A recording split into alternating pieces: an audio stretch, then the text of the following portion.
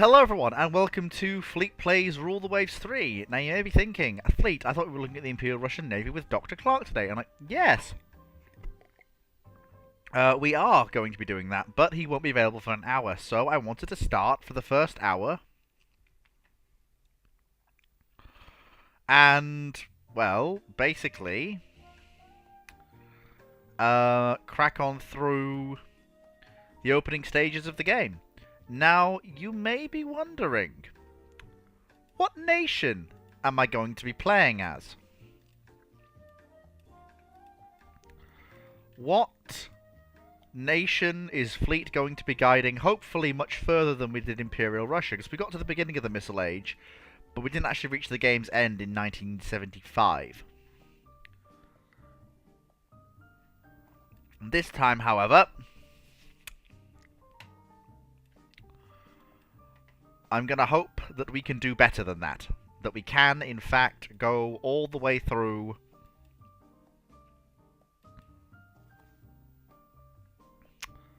until far, far later. And with that in mind, I am now going to present the nation that we will be playing. The Netherlands! Yes, folks, playing as the Netherlands. We've inherited, a pair of very nice pre-dreadnought battleships. I think they're French, aren't they? Yes, they are French. Excellent. A little bit overweight, but that's okay. Ooh, that is very nice. That means it's seeded by an extremely powerful pre-dreadnought built in Britain. I'm definitely building another one of those once that leaves the slips. Absolutely. So high priority for naval guns, ship design, turret and gun mountings, machinery, and fire control and damage control. Hull construction can go low. Explosive shells and AV projectiles can go low. Armor development can go high, and light force and torpedo warfare can go low for now. And let's keep cracking on.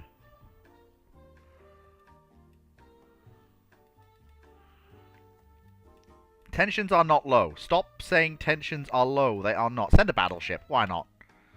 Oh, wow. It's pissed off the French and the Americans. Whoops. Oh, well.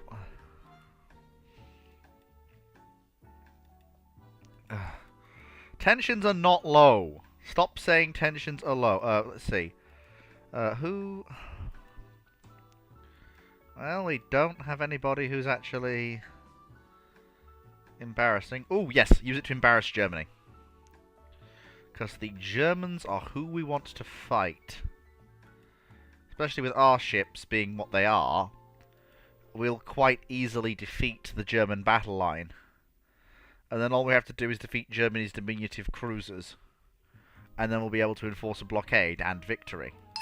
Since we actually have full-sized cruisers that are worth 2 to 3 of theirs.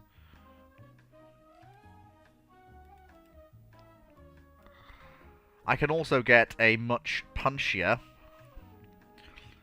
version of this ship for very little cost by increasing the forward and aft turrets to twins and making the ship armed with 6-inch guns, giving it a 5-gun broadside on a very small hull. It also means I can armor up the secondaries as well. And give it 6 casemate guns. Giving me a fairly cheap, but punchy cruiser.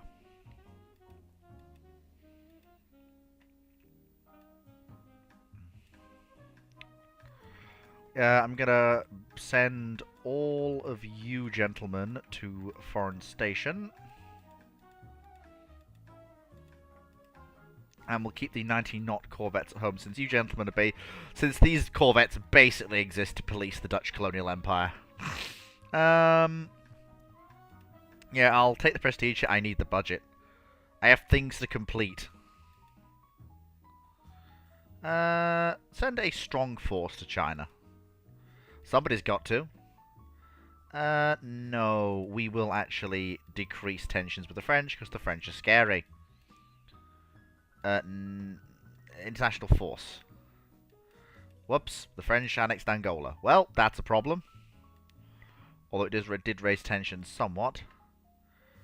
So I'm going to lay down my new Harlingen-class light cruiser.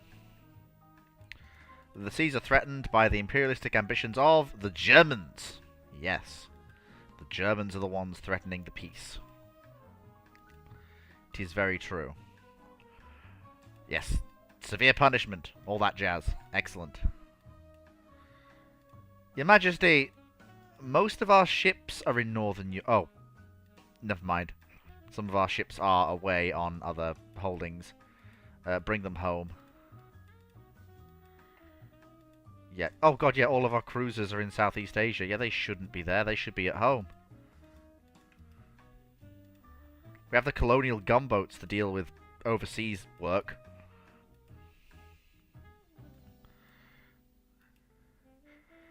Ooh, Panama. On the one hand, that will piss off the US. On the other hand, sod it. Well, the United States took Panama off us. Well, it was always a risk, but I now have all of the funding. And I'm going to lay down another Groningen-class battleship because, well, the British are offering them for a fairly decent price, and we need the hulls.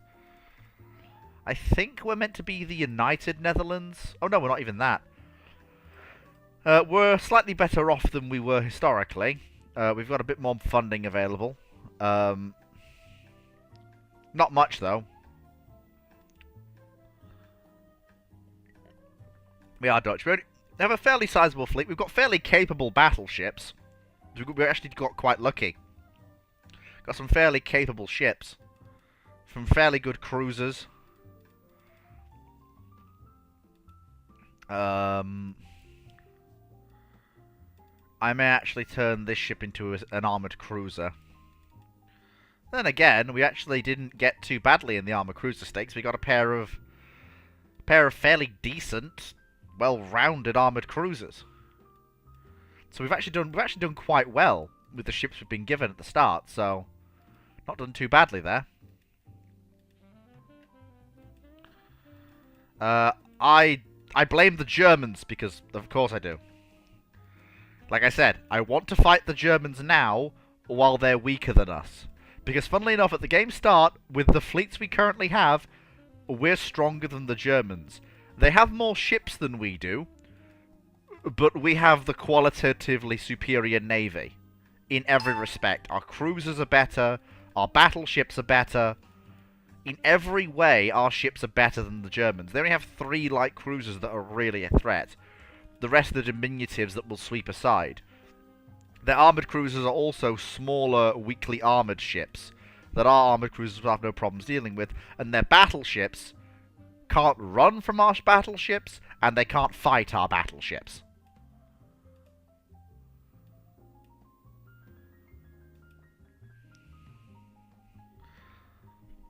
Would the Germans engage such a strong Netherlands?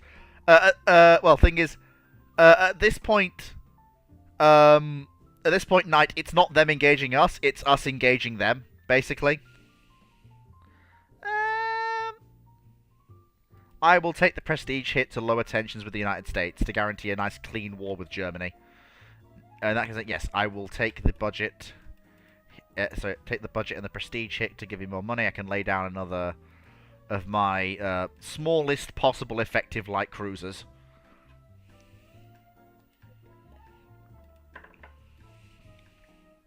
There we go. Come on, Germany, fight me! Fight me, you big coward!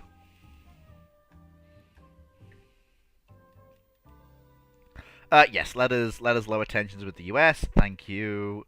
I think them getting Panama made them less scared. Yeah, protest against the proposal, Navy League. Yep, there we go. War with Germany is pretty much all but assured now. Yep, there we go.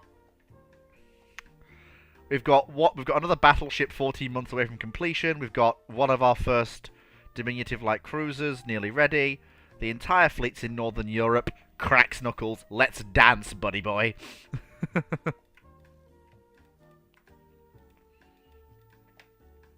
I'm also going to put my diminutive on trade protection to keep it out. Actually, no, I'm going to release my diminutive 21 knot cruiser to actually raid commerce. Because she's not much use in a fight, but she can actually raid commerce fairly well. Enemy coastal raid. Okay, let's see. What are the enemy... Okay, our battleships... Yeah, okay, this is a chance to inflict real losses on the German fleet.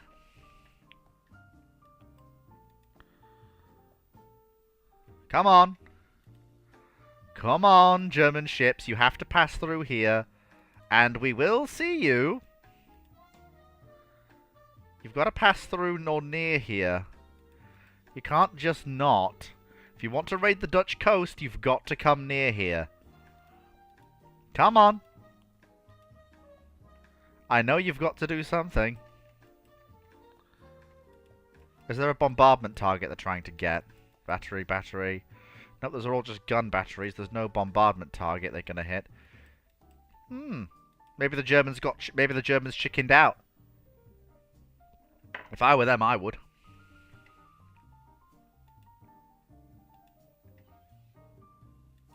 I mean, if they don't come to me, I win, because the whole point of this scenario is to engage shipping near the Dutch coast.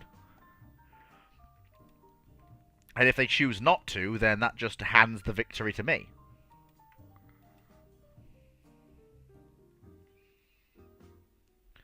Probably not. Knight, it's hard to say, but it's very hard to say. It would depend on the geopolitical situation. Yeah, did the Germans actually run? Yes, the Germans literally ran away with their tails between their legs. Oh yeah, they literally ran into port and chose not to engage. Or they couldn't because they were, for some reason, all the way over here. Okay. Oh, hey! We sunk 2 enemy merchant ships. And they're blockading us. Oh, that's adorable. Enemy coastal bombardment. Okay, we've got our 2 armoured cruisers and 2 of our most potent light cruisers. Excellent, excellent, excellent. Ah, they're trying to come and bombard an installation. Let's see them do this one then. Because now we have a fixed target to defend. Come have a go if you think you're hard enough, Germany.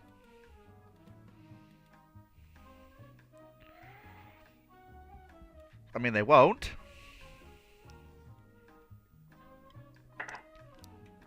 They won't have a go, because we're just better.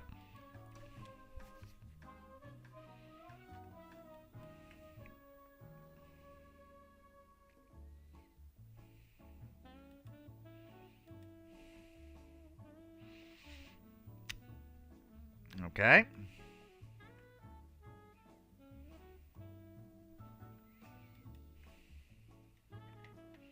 Come on, Germany. Come have a go.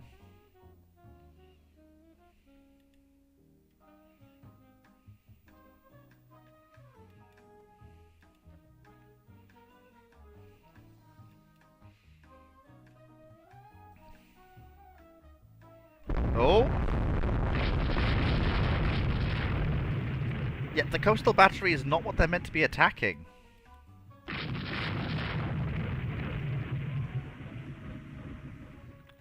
Where? Reports, reports. Give me reports.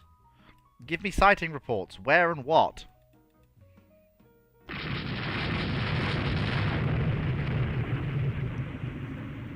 I need sighting reports.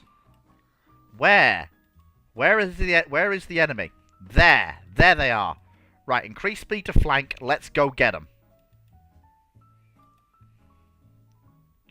They were miles from their objective.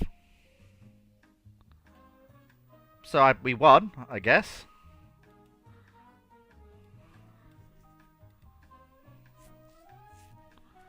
Now we got working up our new ships. 12 months away from getting another battleship. Fleet battle. Come on, Germany. Let's have a go.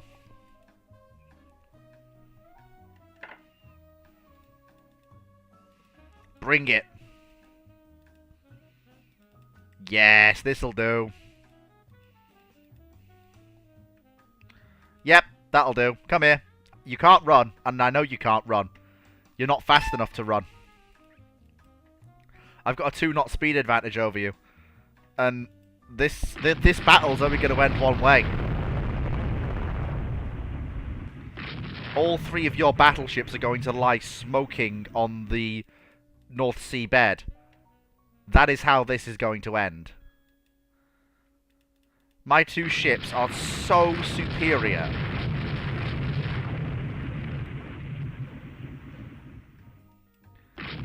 It is not even a contest. Oh, come on. Don't give me a rudder casualty now. Not on the verge of victory. Come on.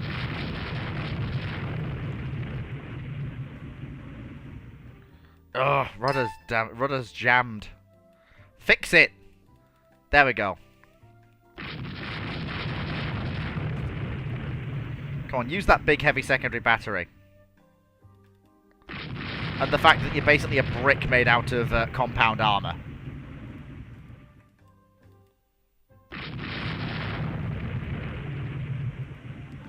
Yeah, these ships are basically bricks made out of compound armour.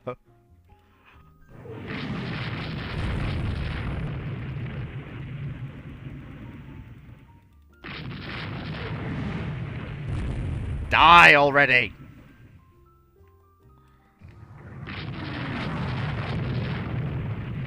You can't run! I'm literally faster than you are.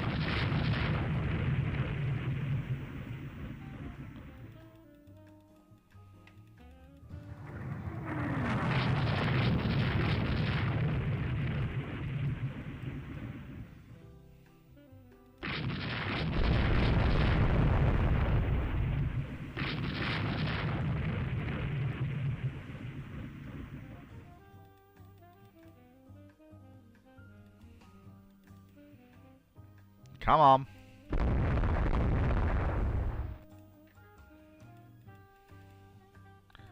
Come on. At least one of you's gonna die. It's just up to the Germans to decide which ship they actually choose to sacrifice. Oh, we just hit it with a torpedo at point blank range. Well, that will. Okay, so that means more than one of them might actually die. Oh, goody. Because she's taking a torpedo, she's basically done. So that means that more than one of these ships may die. Excellent!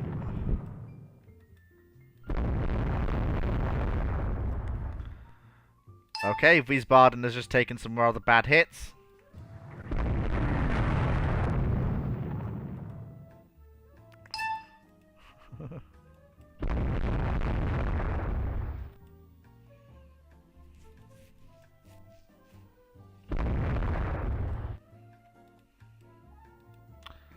There we go. Come on. Come on.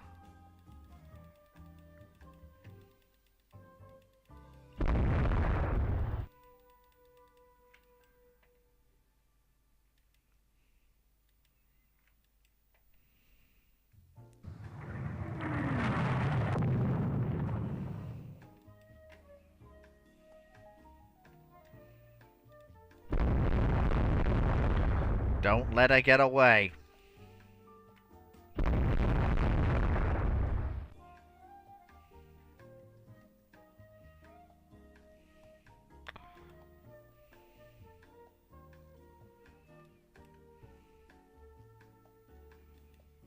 Okay, we've forced her away from her ports.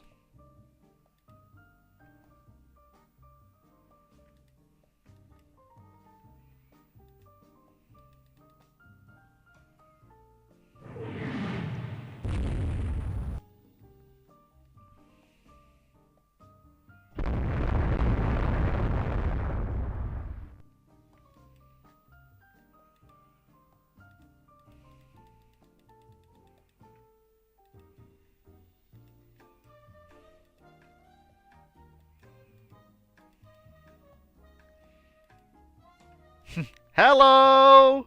It's us again! You can't run for port now. And your engines are giving out, I can tell. She does? From what?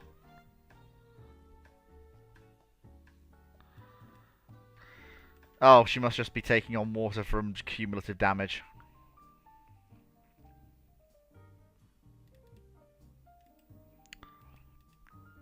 She's limiting flooding. She seems to be doing okay so far. Cumulative damage is easier to repair than deal with than a torpedo hit.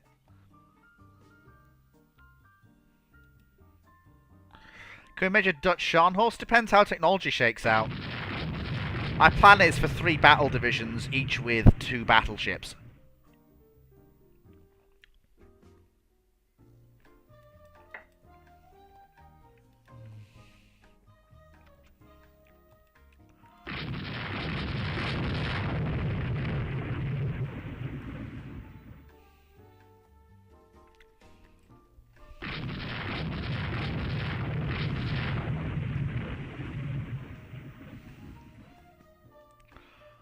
If she wants to break eastward, I'm actually going to let her. I don't think it's worth the risk of losing to Zeven Provincian for the chance of getting another obsolete old German ship, and I've already got at least one of them. There we go. Enemy raid on Rotterdam. Oh, that's adorable. Please, come with your small cruisers. Let me have a crack at them. I've been dying to give these ships a run.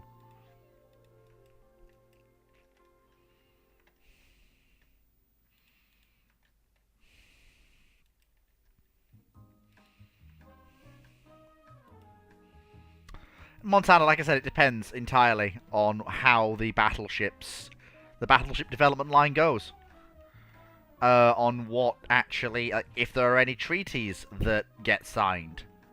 Like, this is the thing, it depends on what exact form Dutch shipbuilding takes. Because that's then going to impact entirely what form our ships turn out like as we enter the fast battleship era, which will depend entirely on what we therefore build. Oh, hello! There you are! Hi! Let me have a look. Okay, is there anything threatening in that ensemble at all?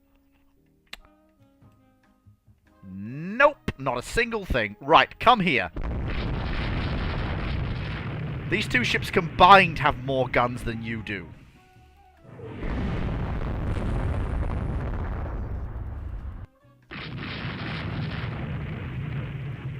The trick is to pick on the ship at the rear of the line. And try and force it to slow down, break off. Yep, there we go, she's slowing. Yep. And now we do it all again. Next dance, please. Oh, this is going to be 2 for 2.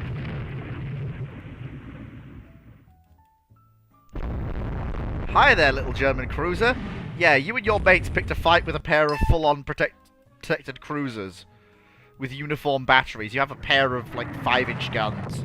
We have, like, 6 per side. This is not... Yeah, that really didn't go the way you thought it would. 2 on 1 and we still bloody won. Do you see what I mean about our ships just being that qualitatively superior?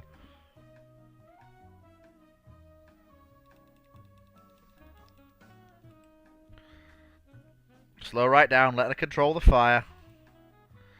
And she did manage to control it. She limped into harbour damage, but she did limp into harbour. Go on then, army. I'll let you have a crack at it. Another fleet battle. Yeah, this is not going to go the way they think it is.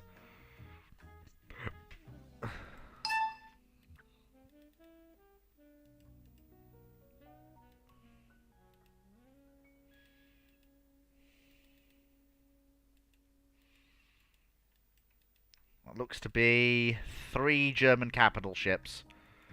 Again, 3 to 2, and we know how this is going to end.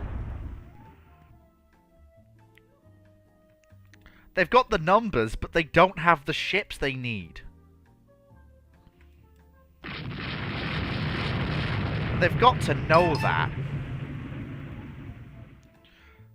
We've got more and heavier secondary guns.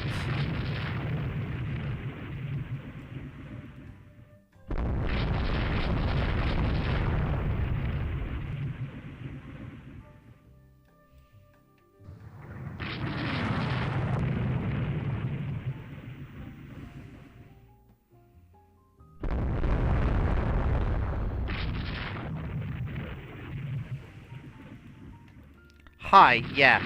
You're all dying now. Make peace with your Prussian Emperor.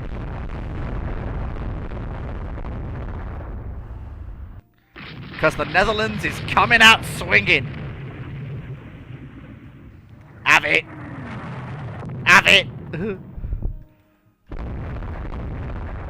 Yeah, the one of these battleships is from Britain, one is from France.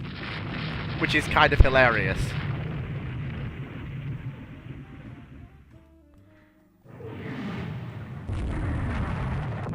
Yeah, that Worth class she is really not having a good time.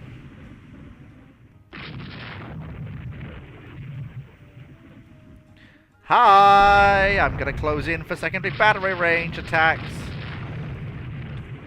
You're really not having a good time today, are you? Like, they brought all these armoured cruisers, but it's literally not helping them. Hi, yes, this is a... And you're dead. You're stopped and basically sinking. Yes, you had probably better run. Because now I'm coming for you.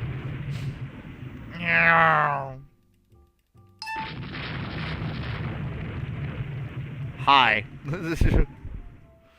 Just look over the horizon and see 14,000 tons of British-built Dutch pre-dreadnought steaming towards you, having just watched it just massacre one of your half-sisters. That's gotta be bad for the nerves.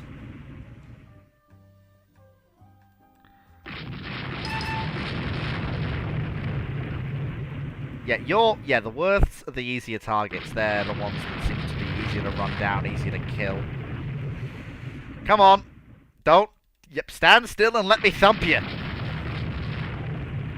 Come on.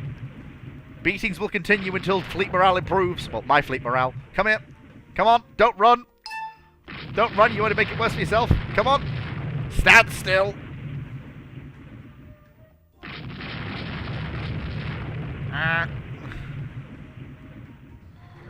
That's it. Have it. Have him. Go on, have him. Have him. Yeah, that's it. There we go. We've got him. Yeah, come on. Oh, bloody hell, that Worth is taking a beating, I'll admit. Come on. Stand still. Come on. Take it like a man. Or don't. Either way, I don't care. Just die already. Oh, he's on fire. How have we only used that little main battery ammunition? I don't care. I mean, I'm winning. I should probably take a look at what's happening elsewhere. Oh, my armored cruisers are just my armored cruisers are just playing keep away with the German vessels and just not taking any damage at all. Come on, die already.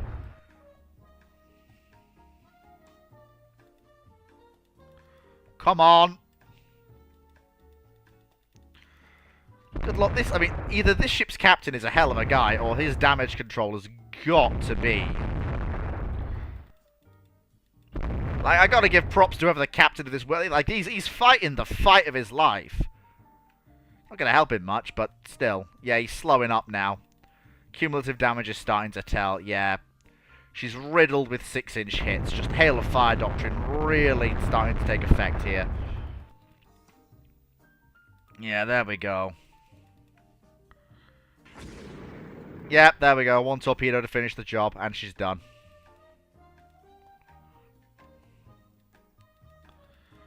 That's 2 German battleships sunk. Yes, please pick up survivors.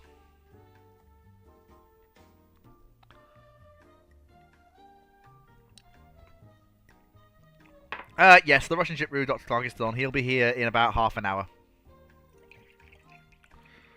Yeah, so Germany, how about that whole High Seas Fleet thing? Doesn't seem like such a good idea down now, does it? And you're dead. And we're no longer blockaded. That battle literally just smashed open the blockade.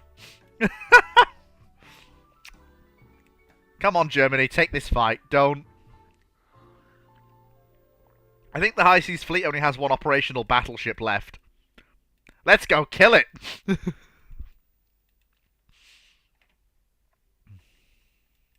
Come on. Where are you, Germany? There you are. If he tries to run away, get him.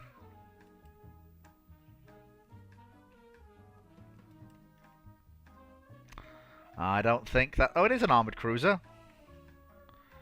That'll be the battleships.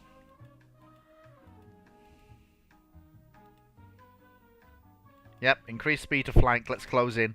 Don't let them get away! Yep. Oh, this is the one that can only do 14 knots. Oh, you poor creature. Oh, you're coming to face me.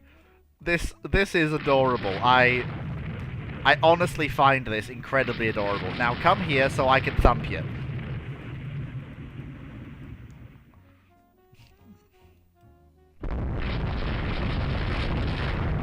Commence operation. Once again, hit him in the face.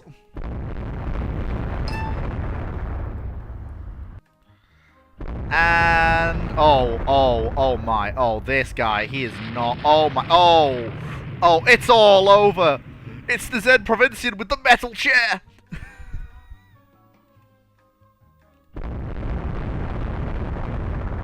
Have 'em. Have 'em.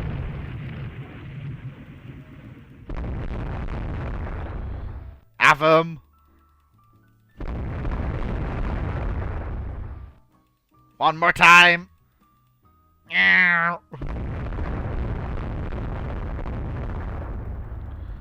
Come on. Come on. Just... And he's gone. That's it. That's all she wrote. Hey, armoured cruisers, I want a word with you. Come here. Come here, I want a word. Yeah, come here. Come here. I want to tell you about your car's extended warranty. Come here. Don't run away. Don't run away. I just want a word.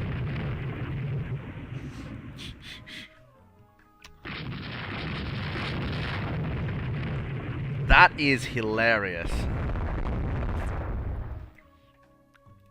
Well, we won. That was... Yep. And 3 strikes, ring-a-ding-ding. You're out. Good night. Do not pass go. Do not collect 200 Reichsmarks. You're done.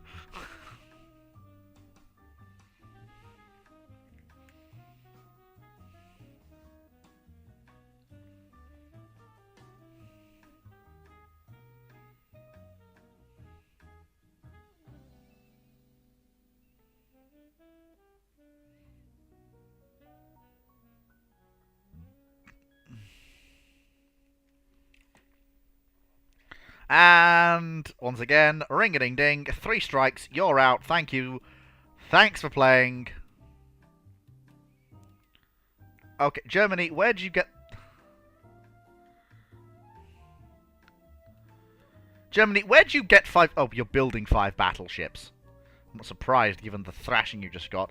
But none of them are going to be ready before this war's concluded. You're building a bunch of armoured cruisers. Some of them may be ready. As long as we keep inflicting defeat upon the Germans, we should be okay. Yep. Okay, it's one of our new cruisers. Alright, Coastal Raid is one of our new cruisers. These are the smallest and least capable ships. But they're capable enough that I trust them to at least make a running fight of any engagement with a full-sized enemy cruiser.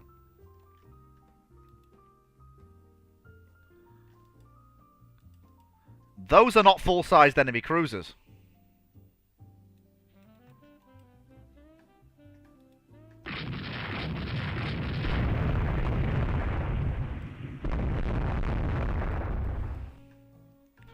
The secondary battery of Harlingen is tougher than...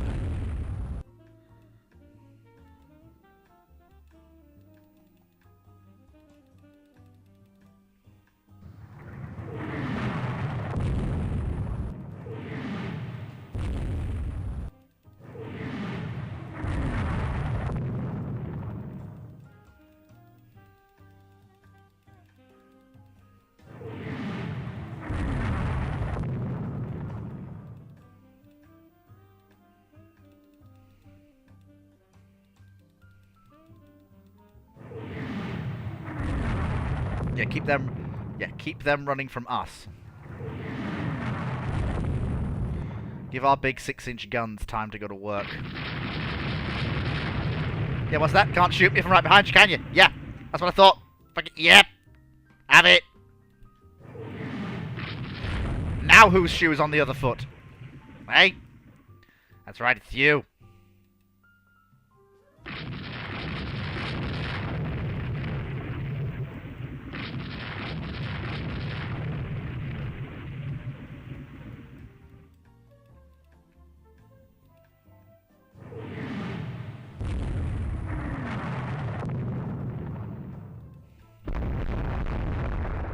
Oh, a medium merchant ship. That is lovely.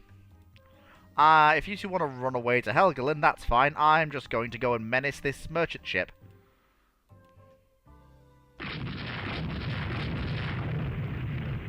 Hello there, merchant ship. Your cruiser protection abandoned you, so I'm now going to menace you aggressively. And it's torpedoed, it's dead. Wow, we actually fought... Oh, that's a pair of armoured cruisers. Nope, I cast nope on that one. Let's loop away around to the other side of Helgoland and cast Billy Big Steps in the other direction, if we please. Thank you.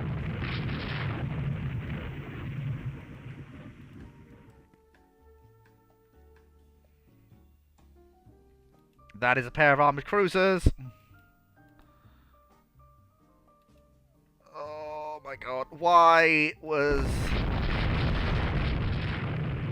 Okay, that's the entire German cruiser force. Just, okay, sure. Yeah, that makes perfect sense. Okay, yeah, this may be the end. Unless we count upon the fact that it is such earlier period to basically fight on by aggressive manoeuvring until nightfall. And hope the armoured cruisers are basically commanded by idiots.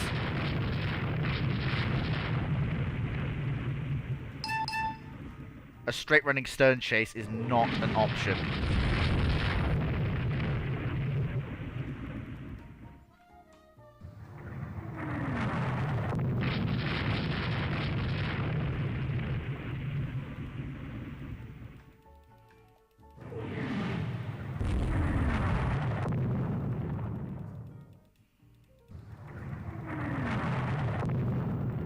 As long as I can prevent the armoured cruisers from closing until nightfall, I'll be okay. As long as the armoured cruisers are content to just kite at range, I'll be fine.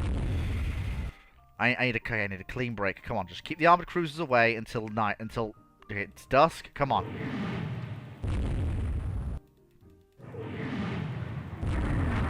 Just kite, just kite, just kite. Come on, just kite.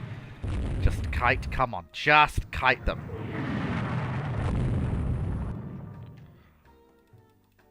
We did it. We actually did it. This mad ship. This mad ship.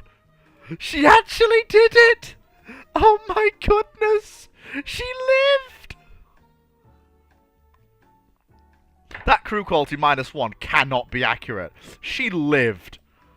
She went into the teeth of German coastal guns, 2 armoured cruisers, 4 light cruisers, and just said, nah, I'll win. Absolute legend. I propose we name one of our battleships Harlingen.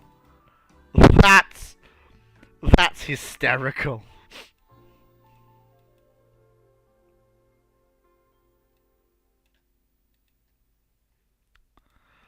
That is actually hysterical.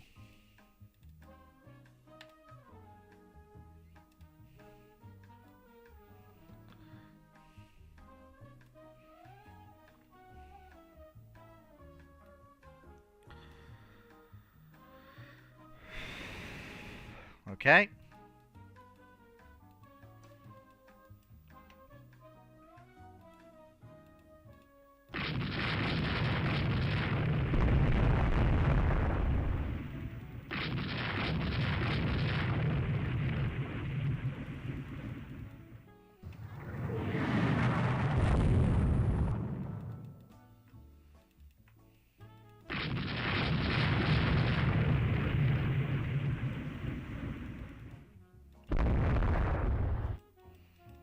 Yeah, she is not having a good time.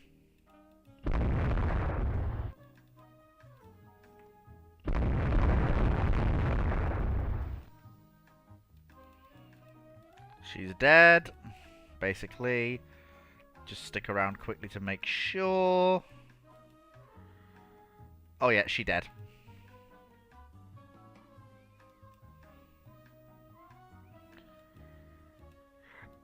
And there are 2 other enemy light cruisers. Hi, yeah, see, the difference between my cruiser captains and yours is that your armoured cruiser captains run away from fights.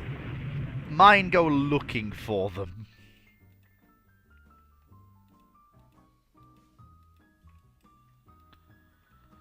What are these ships? So there's Victoria Louise, she's one of the older diminutives, and Prince Albert's their newest armoured cruiser. But she's got a weakness in the fact that her stern is protected by a pair of 3-inch guns, not any of her big 6-inch guns.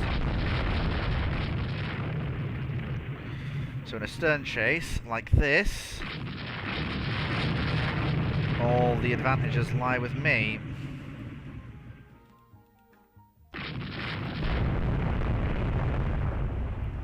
If I can bag Victoria Louise, I'll be very happy.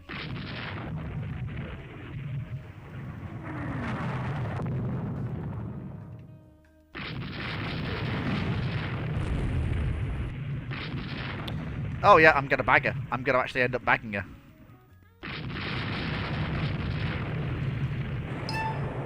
Oh, that cheeky fucker. Oh, Sumatra, no. Okay, she's still in formation. Oh no, she's breaking off. Okay. Yep, detach, make for friendly port. Celebes, carry on the fight.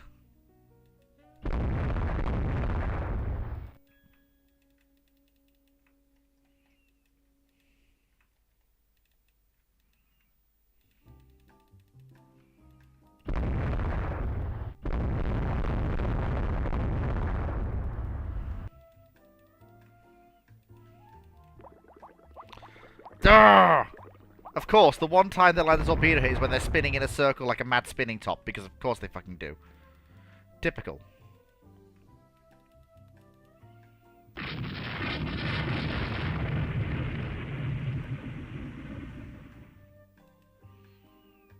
Yes. Oh, they can at least get the Munchen as well.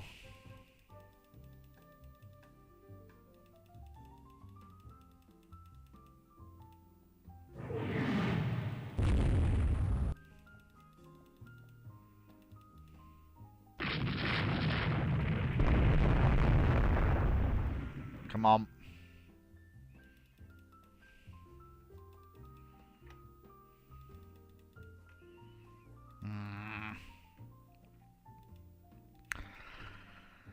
That was one of my 2 very capable armoured cruisers. I only have 1 armoured cruiser left now.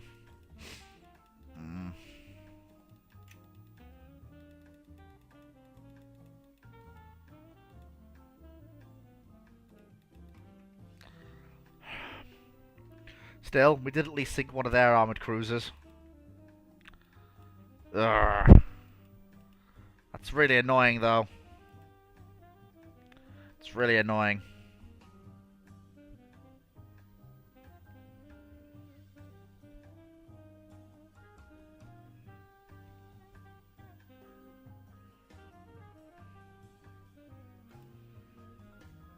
We won, but it was not a victory as clean as I would like. Well, the army did it. Okay, the navy can fight on if needed. Oh, damn it. Oh well. I needed to win a quick victory in the first few months. Unfortunately, that wasn't going to happen. The Germans weren't going to collapse. And, well, if the war had kept going for too much longer, their cruiser building program, armored cruiser building program, would have started to tell. And that would have been that. But we did at least blood the Dutch Navy.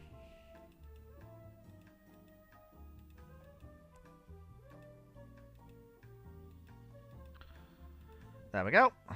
Excellent.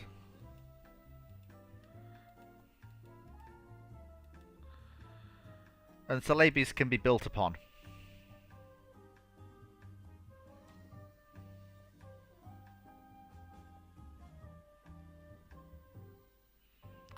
Like, she absolutely can be built upon.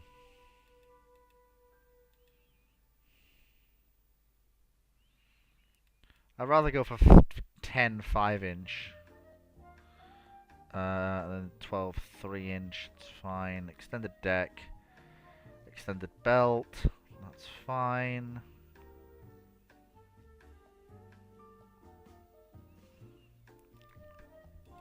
Call it the Java.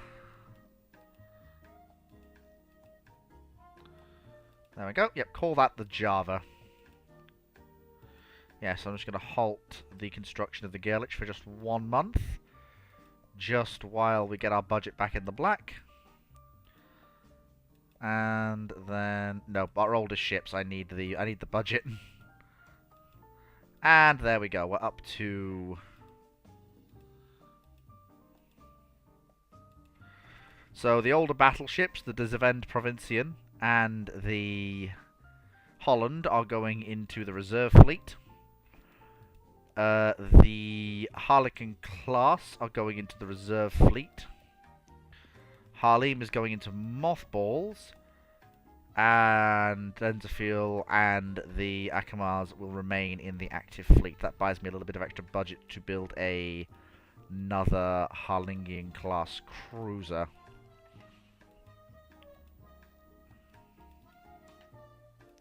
Yes, one piece armed for war. Spend more on the navy.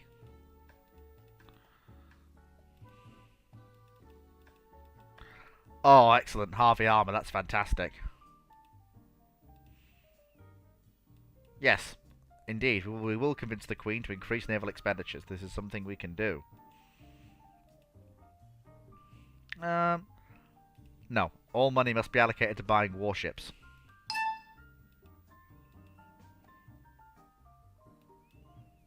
Have him cashiered. Okay, the Spanish took Morocco. That raised tensions with everybody. British are offering us telescopic sights. That's good. Like, make no mistake, gentlemen, this is going to be a rough campaign. What do you mean? Lack of ships on foreign stations.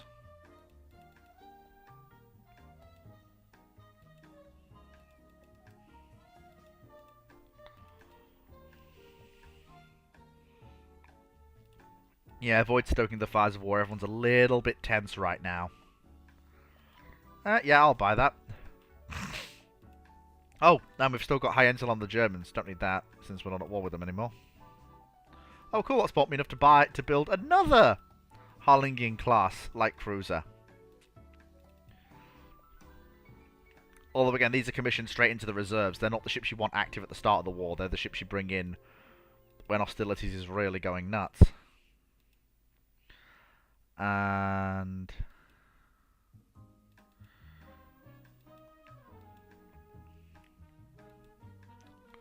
so Java will commission into the fleet. That's fine. What guns have we got? 7-inch guns, that's all we've got. The government resigns after widespread complaints about the ruinous... well, the budget was slashed, but not to an extent that's actually completely ruinous.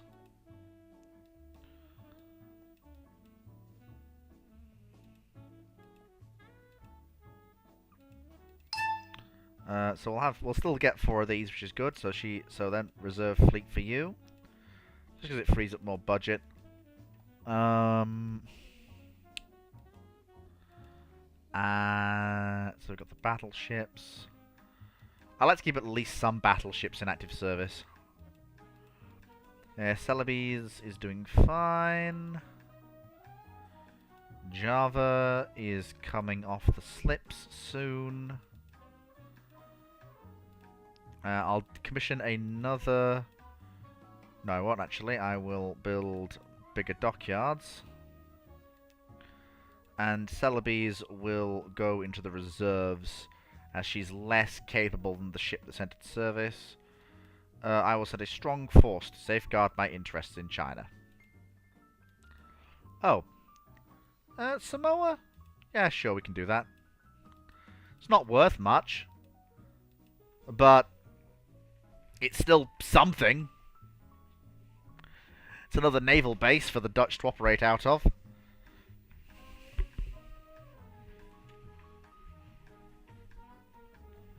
In the South Pacific. It's worth diddly squat, but still something. Okay, Java is... Okay, we have 8-inch guns now. This is good. So what I'm actually going to do... No, build railroads. I need increased base resources. So we've got Harlingen coming in. Java's in the fleet. I think I actually want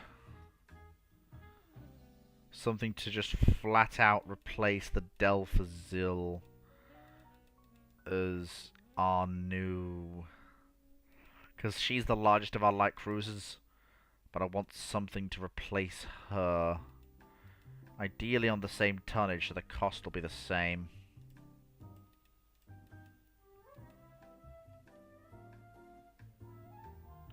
Yep, still in Victorian era. Yep, so do that, extend the deck, extend the belt, 4-inch secondaries, at least some armor for them.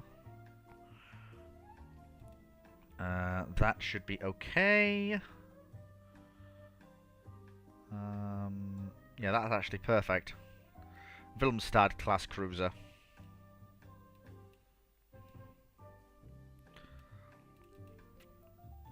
I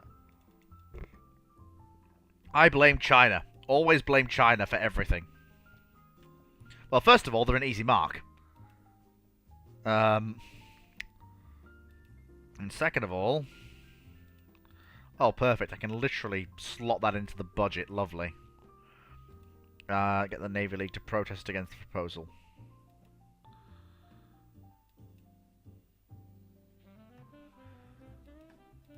I blame the Liberal government for everything.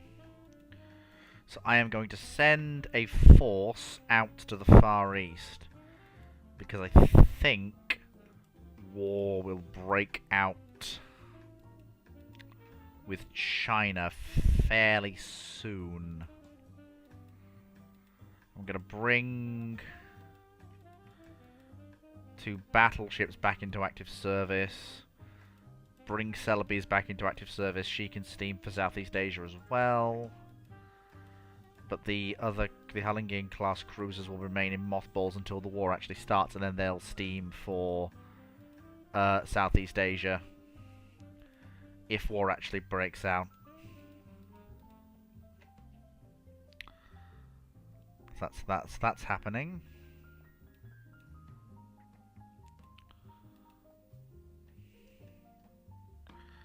Okay, yeah, that's probably what I build as well. What can I get for a destroyer?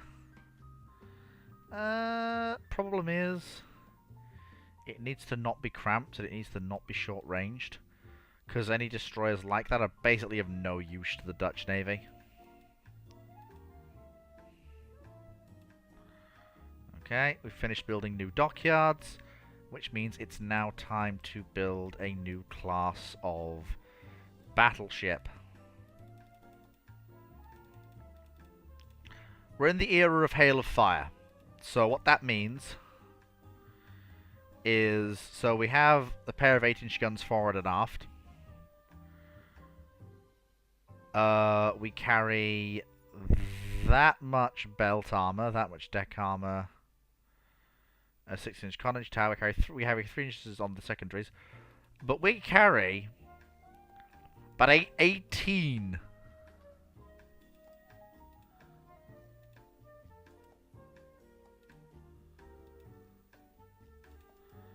six-inch guns. Like, you absolutely have all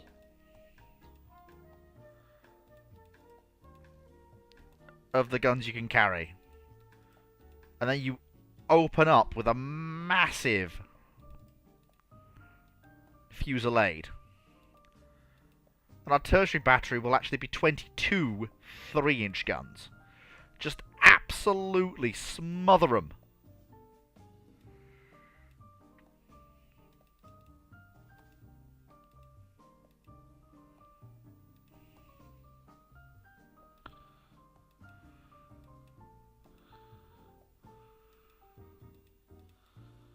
So Cuba broke free from Spain. That brought the tensions in the world down a bit.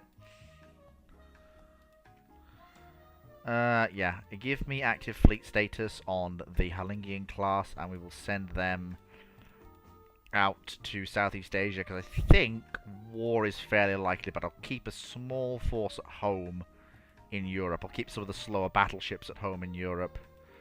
No, the US can take the Virgin Islands. It's not that big of a deal. Okay, 1600, so Zealand can be built now. Southern Korea? Yes. Issue an ultimatum to Japan. I blame China for everything. Well, there we are. Netherlands and China. And on that, and with the fleet now making full steam for Southeast Asia, we now leave the Netherlands for now. All in all, not too bad. Our fleet's the smallest of any of the major powers, but we punch well above our weight.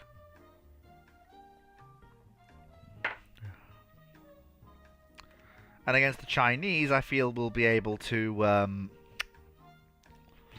definitely pull our weight.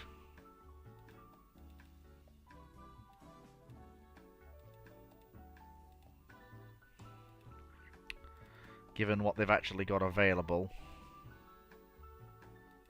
Yeah, their light cruisers especially are a bit... It leaves a little bit to be desired. So, I'm just going to quickly flash up the holding screen for a second. I'm just going to mute audio output and desktop, and I'm just going to bring Dr. Clarke in. Give me just a moment.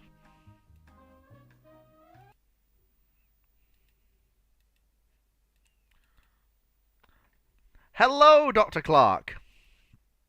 Hello. How are you doing?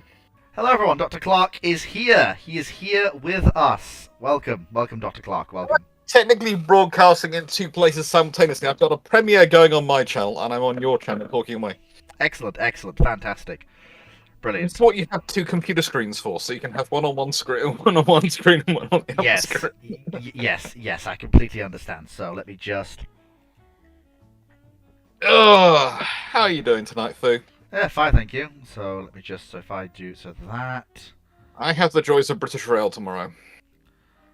Yeah, it's not British Rail just yet.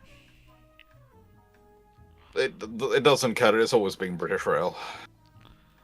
Yeah, so there we go. So that should come through for you. That should come through for you. And then if I do this... Yes, it does. Then that is there, and there we go. So now we're looking at your fleet construction, aren't we? Yes. So, we'll go to ship scrapped or sunk, because we have to get through that in order to get to, you know, even remotely So let's start with the. What have you been building? Oh, good lord. So the first two classes of battleship I show you are things that we started with. So you'll notice so these ships lasted till 1904, basically because they were fairly convenient to just stick in the Baltic and forget about. I'm wondering if I should be sharing video on this so people can see my facial reactions of despair. Well, problem is they can't on my channel. That's good. Because I already have on screen, and in order to do rule the waves, I have to stream my screen, and I can't stream the application, sadly. Yeah. Couldn't you this is going to sound strange. Couldn't you stream Discord? I could, but from what I know for a fact, that will be a stream of a stream, and my streams of Rule the Waves are always a bit bright, and I've been trying to figure out why I haven't quite figured it out yet. But I'm streaming to you, but one of the reasons I'm streaming to you is because you then have the live, because the stream to YouTube is a little bit behind. So for the light brightness thing, just check that you don't have your computer screen dimmed below average, because it always broadcasts at what is considered as average lighting for the setup. I don't think I do. I usually have my things brighter than usual, rather than less so. But yeah, so these basically were just slapped in the Baltic. They never got a refit at all. They just were sat in the Baltic until they were scrapped.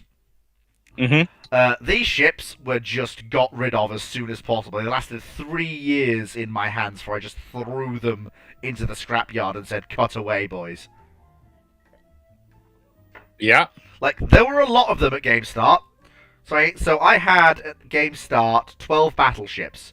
Of those, 8 were these ships. So these aren't my designs. So anything with 1899 next to it is not something I've designed. It's something the game's given me at game start. But it still helps to go through them because some of them did have quite long careers. In fact, everything apart from the battleships had quite long careers. So these are the Is this because you're obsessed with trying to recreate host, so you only consider the battleships and you ignore everything else? No. So these cruisers actually had fairly long-lived careers, and some of them attained quite high battle honours. Covered in 6-inch guns and fairly well armoured, they were a little slow. Only one of them actually got a refit, and this was during the Great War. And the Great War ended in 1920. I think the Great War, if I believe, the Great War lasted from. The Great War lasted from 1918 through to about 1922, and then when it ends in 1922, when you see my prestige drop away, as the war starts to go against me. But luckily, I ended it with a compromise. And as you see, in 1922, these ships... Wasn't this the game which ended up with you concluding a war semi-victoriously by diplomatic means, not realising you'd lost complete political support and were going to get wiped out? Yeah, that's how the game ends. Like, this is the turn after that happened. Yeah. So I ended the Second Great War by saying to the Tsar, "Seek a peace deal," not realising quite how low my prestige had gotten. The peace came, as you can see, but I got sacked. And that's the campaign over. That happens. Yeah. But yeah, so only one of them got a refit before the end of the war. And all it basically did was, all the refit was just recondition the engines and give them directors for their main armament. But only one of them got the refit because the war ended before the others could get it, and then, well, they got scrapped. So the Bogatyr class were very good cruisers the game gave me, and all of them served with distinction during the first Russo-Japanese War. But as you got a 4-inch belt, so they're fairly decent. Yeah, but as you can see from the dates they were sunk, none of them survived the first Russo-Japanese War. They gave fantastic... They have a 4-inch belt in the nicest way. They are large enough to justify getting attention for something bigger than themselves. But I will point out, if you notice the battle stars of some of these ships, they took an awful lot of Japanese armoured and light cruisers with them before they died. Yes, they're large enough to justify something bigger than them showing up to say hello. Well, look, there wasn't much bigger than them in the Japanese arsenal at this point. Only one of the class actually survived to be longer lived, Bogatyr. She basically held down the East Asian armoured cruiser squadron until reinforcements arrived from the Baltic. And she fought numerous 2-on-1, 3-on-1 actions against Japanese armoured cruisers and came away smelling like roses. Then there were the 2 Olegs. These were not... I was not very proud of these. They both died, doing very little. As you can see by the lack of battle stars, they didn't do all that much. One was sunk by a Japanese submarine in the First Great War in 1920, and one was sunk in 1913 during the Second Russo-Japanese War. As you can see, the refit in 1899, they got literally gave them actual fire control, as opposed to not having any fire control. But that was it. So nothing really of note here. The Diana class were starting cruisers. They served and got in cruiser actions and were screen ships. Didn't really do anything of note and survived to be scrapped. Avora, a class, sort of first class protected cruisers. Again, these ships didn't really do much. The only really notable thing is that they got into a lot of scraps and did a fair amount of damage, but again, they weren't that noteworthy. The only real thing of note here is that Flora blew up in the Baltic in 1892, which was the catalyst for the First Russo-Japanese War. It blew up in the Baltic and he went to war against the Japanese? Yes, because the Japanese did it. In the Baltic? Yes. How? Agents. I don't know. Look, they probably paid some annoyed Russian conscript to do it, because, yeah, that's probably something. So the Dianas, again, not this is starting to sound like the USS Maine. Yeah, it kind of was, to be fair. I was gunning for a war, so... Rule the Waves does give events like that all the time, where ships blow up in mysterious circumstances. You can either choose to treat it as a hostile action or try and downplay it. Mm-hmm. I chose to treat it as a hostile action. Okay. So these cruisers were diminutives. As you can see, they did very little. They stayed in the Baltic for their entire careers. Basically being Baltic cruisers, because as you can see, like, they're third-class protected cruisers, which as a concept, just doesn't work. If anything else that is even slightly bigger than them shows up, they just cease to exist. Okay. So they just stayed in the Baltic and sat there, looking pretty. And we're nearly at the end of ships I didn't build. So then we move on to a bunch of standard corvettes with sail rig, just for policing. Are you gonna? This is gonna sound strange, but you're flashing through these rather quickly, almost to try and stop me looking at them. But we'll leave that to one side. Oh no! We're flashing through these quickly because we haven't gotten to anything I actually had any hand in designing. Okay. Yes. Let's see. So here we go. So the first ship we've got here is Imperator Nikolai I. Aren't you currently commanding the Dutch Navy in the current game you're playing? Yes, I am. We had a successful war with the Germans, but it ended in a compromise peace, sadly, because the government decided that was the thing that we'd fought and died for. Even though I lost no ships and sunk 4 German ironclads, sure. By any chance was this in relation to the fact the German army was coming over the border? Apparently the Dutch army made an advance of 50 miles, according to one of the game's events. I don't know, the Kaiser must have been drunk that day or something.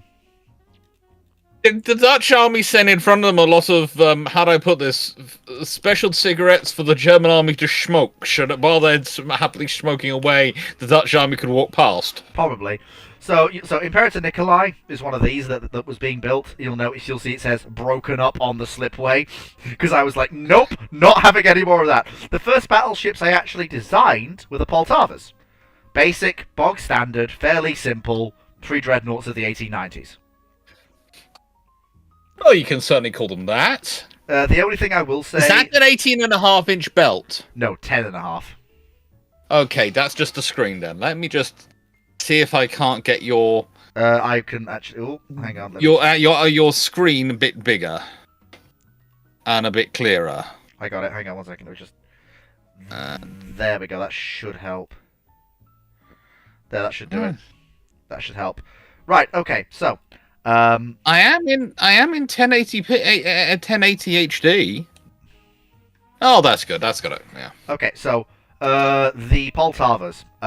These ships, this pair of ships, was not pair of ships. Not pair of ships. Sorry, I should say. I laid down 8 of them. Basically, I laid down 8 of them to just flat out blanket replace the Russian battle line. I suppose that's a good enough reason to do, but you've got two 11-inch gun turrets. No, two 12s. Two 12s, and you've got 11-inch armor on the turrets. Yes. Where are the stats? Oh, there are the stats. Why are the stats for the guns under the flag and the stats for the armor under the stars? Hang on, let me just... Can I actually open the design? Will it let me?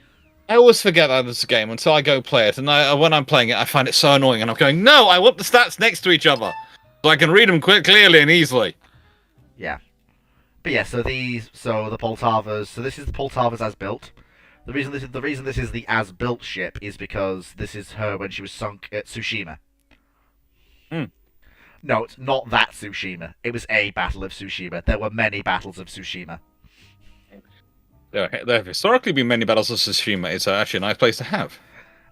So this is a Poltava in 1903 rebuild configuration. The highest level of fire control they got was central firing for their guns. One thing I will say is because the era I built them in, this is before the quick firing technology reached 12-inch and up guns. So they have older style, still breech loading, but older style. You know, the guns you would get on things like the Royal Sovereigns. So that sort of older style of gun, if you know what I mean, Dr. Clarke. So that was the only thing that was really holding them back. The Oleg class armored cruisers. These basically I let complete simply because, like, again, not things I designed, just things I got given. They were allowed to complete because, hey, it was extra hulls in the water. I could use them to bulk up the numbers, but they weren't really upgraded apart from getting central range finding and were scrapped in 1922. So again, more Poltavas. You've seen them already. The Rinder class. So these are I liked these cruisers. These were really nice, really powerful protected cruisers, carrying 4 7-inch guns, 12 5-inch guns, and 8 2-inch guns for anti-torpedo boat work. 2 inches of belt, half an inch on the deck, an inch and a half on the deck, and an inch and a half on the turrets, and 20 knots for a protected cruiser of 6,000 tons, laid down in 1891. This is a ship I actually designed. What are your thoughts so far? Why 7-inch? Basically, that's game mechanics. I can have twin... Well, no, actually, sorry. The reason it's 7-inch, I can have up to twin 8-inch on protected cruisers, fore and aft. Okay. But my 8-inch guns were -2s, which again is older model, non-quick firing guns. My 7-inch guns were long-barreled, quick-firing guns, so the choice was a no-brainer. Better penetration, longer range, faster rate of fire. 7-inch gun won out. And to be fair, as you can see from Rinder's battle stars, they did fairly well. Yeah. There were, I believe, 4 ships in the class. All of them survived the First Russo-Japanese War, but one was sunk during the... one was sunk in Vladivostok.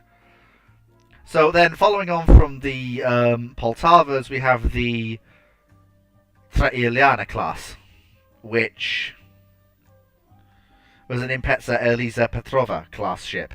As you can see, basically, this was literally just... The design worked, so... Same guns, same secondaries, 1,000 more tons, an extra inch on the belt armor to bring it up to the same thickness as the turrets. But I didn't see any point in radically changing the design. Even though it was 9 years later. Obviously, it was a new design, so this has Krupp armor. I think it's either Krupp or Harvey armor. Probably Harvey armor. And she... Please, Fleet, while I go through this ship, I think you should check your chat out, because I think Knight has a question for you.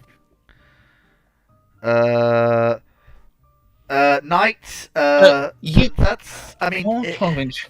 I got 5 inches secondaries in this period. Okay. Fine. It's got this a few 2-stars, not taking out share of cruisers. Let's see. 11-inch... oof. Well, you've got a decent armor belt. I do agree with that, and the battery seems to be quite nice. And the 5-inch, not the secondary I'd have gone for, but you got the 12-inch guns, which are good. It's got a good speed, for the period, 16 knots and 13,000 tons. That's good. And 14 3-inch guns. But honestly, I'm worried that your secondaries are not strong enough for the period. They don't have sufficient punch for the standard engagement ranges that you'd be talking about. Your primaries certainly do. And your tertiaries for engaging small boats are fine. But 5-inch is a little bit light in this period, I'd feel, in 1899. I considered upgrading to 6-inch, but that meant I wouldn't have got the extra belt armor, and I considered because given the sort of close-range melees we were getting into during the Russo-Japanese War, given how we seem to have performed quite well in those, I valued having more protection than a slightly heavier secondary battery. Of course, this is them as they were scrapped or lost during the war with France. Most were lost. 2 were lost during the war with France, which actually we won. It's the reason why Russia owns most of Indochina. But that's just terrible for Russia. But leave that to one side. Anyway, so yeah, we're still in the same thing. Okay, so next we have some ships I'm very proud of. This is them. They all survived to be scrapped, or either scrapped after or sunk during the Great War. The Varig class armored cruisers. These ships were laid down in 1896. They weren't more heavily protected than their contemporaries, but when they were built, they were capable of 21 knots and armed with 12 7-inch guns for a broadside of 8. Most in turrets with 2 encasemates at the extreme ends of their superstructure. Mm. They're basically designed to go out, grab enemy armored cruisers by the throat and throttle them. And they did just that.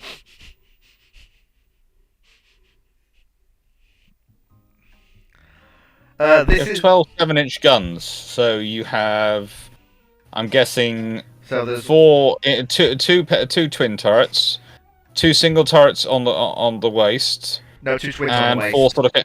2 twins on the waist. Okay. And then the other 2 are, like I said, a pair of casemates on each side. Sorry, 2 pairs of casemates on each side. So you've got 8. Okay. And then the other 4 are 2 pairs of casemates. Any thoughts on? Okay, that gives you fairly good coverage. I'm presuming it's your lack of investment in gunnery development, which means you're going with 7-inch still. Yeah, it's not the. You're not investing enough research in your guns. No, I am. The problem is that it's somewhat random what you get.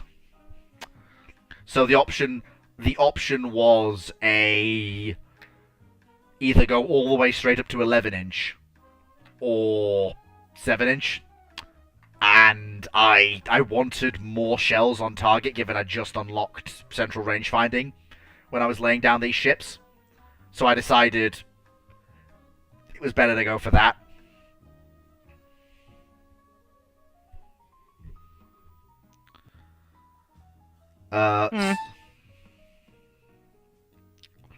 So the Varigs had fairly good long service lives, lasted about 30 years. And then we have the Flora class, which are just repeats of the Rinders, but you'll notice the 5-inch guns have got... There are slightly more of them. Well, actually, no, sorry, no. The Floras are basically... The only difference between a Rinder and a Flora is that the Flora basically says we can do this on 500 tons less. There's only about 4 years separates them, and it's basically to get the same cruiser on a cheaper budget, basically. And it worked out fairly well. Especially since the Rinders had compound armor and the Floras have Harvey. So they're actually better protected. But there's not much more to say here. Then there are the Voyn class cruisers. They are a good size. Yeah. For what they're doing. You're asking them to do. Yeah. We have the Voyn... So I'll show you the Voyns basically as... So at the speed they were launched at, because the reason this one was lost is she was lost at the Battle of the Yellow Sea. She didn't survive to get refitted. But so here are the Voyns as built. So again, the Voyns were follow-ons from the Varigs. They used their extra 500 tons to add half an inch of armor to the belt and the turrets. But that's all that really changed. But But again, That's still useful. they were fairly. Again, you can see by the fact of when they were laid down in 1897 and when they were scrapped / sunk 21, 22. They were long lived. 24 years isn't bad at that time. Yeah. So then we come to the, I believe. There's the Retisvans, which were the last iteration of the what I like to call the basic Russian pre-dreadnought. You'll notice that everything else seems similar. The difference is I've paid the extra 1,000 tons is going to 2 knots of speed. As we come into these ships are laid down right on the cusp of the transition into the 20th century. Mm-hmm. Again, you're probably right about the 5-inch. So your comments about the 5-inch actually make even more sense now, 3 years later, compared to when these ships are laid down. Yeah, you are far too liking the secondaries by that point. Yeah. But I think this is the period. Though these ships have the same graphics for their turrets, they do have. I think these were the first Russian. No, sorry, they weren't, because if I remember correctly. So that's that. So again, Voyn is there. Then we come to the first modern cruisers of the Russian fleet. That's them as rebuilt. This is a Sapphire class cruiser as built. Now you're really beginning to see a shift towards what we would term the modern light cruiser. 6-inch guns are ranged fairly standard, 23 knots. Certainly a shift to something. Well, okay, I see you have. What's the problem, Dr. Clarke? What do you see Why that's are you making? spending so much time on 3-inch guns? Oh well, I need a second. Well, you've got these 8-inch guns, right? You've got these 6-inch guns. Yep. And you've got 14 3-inch guns. Yep. So you've put a lot of crew and a lot of assets devoted to 3-inch guns. Whereas that thing's going to be the thing is, it's got the reason why you have such a preponderance of secondaries on capital ships is they can't maneuver and they can't down under speed to be able to maneuver versus torpedo boats and later torpedo boat destroyers and those sort of things. If you have the speed, and at 23 knots for this period you do have the speed to be able to maneuver and duck them, or at least avoid them, you don't need quite so many of those secondaries. You can devote more to your 6-inch guns. And your 6-inch guns are more useful for dealing with the threat which you cannot dodge, which is your other cruisers. The thing is that I had the amount of 6-inch guns I wanted on the design anyway. These ships were designed to serve as screens as well for the battle line. So my thinking basically went, I've got spare tonnage. Any extra bang is extra bang. I don't want any more 6-inch guns than what I've got. So the choice to me was fairly obvious. Okay. But you could have got more 6-inch guns on there. Not really, not without crowding the wings. And that would have led to problems. Not even crowding the wings.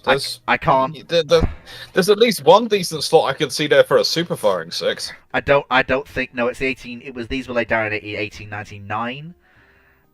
So we hadn't got super firing. They still had platforms, and you could have things firing over other things. Not how rule the waves works. I didn't have the tech for super firing guns, sadly.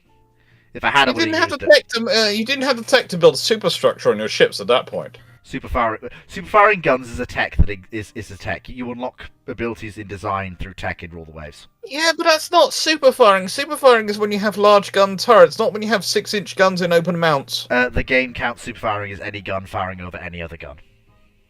But that's not. Again, I'm remembering why I have problems with this game when I play it. Oh, of course, yes. So then we come to the artificial sort of tech tree. Yeah. Then we come to the last. Because for goodness' sake, it's not exactly rocket science to build a superstructure and have a bit of it stick out and have basically one of the 6-inch guns mounted above it, which in this period is quite common. You've got a lot of questions coming from the Knights, haven't you? Knights, we're not taking questions right now unless they're related to what we're discussing. This isn't ramblings, I'm sorry to say. Would the Germans engage a strong Dutch? Yes, they would. They're just about stupid enough to.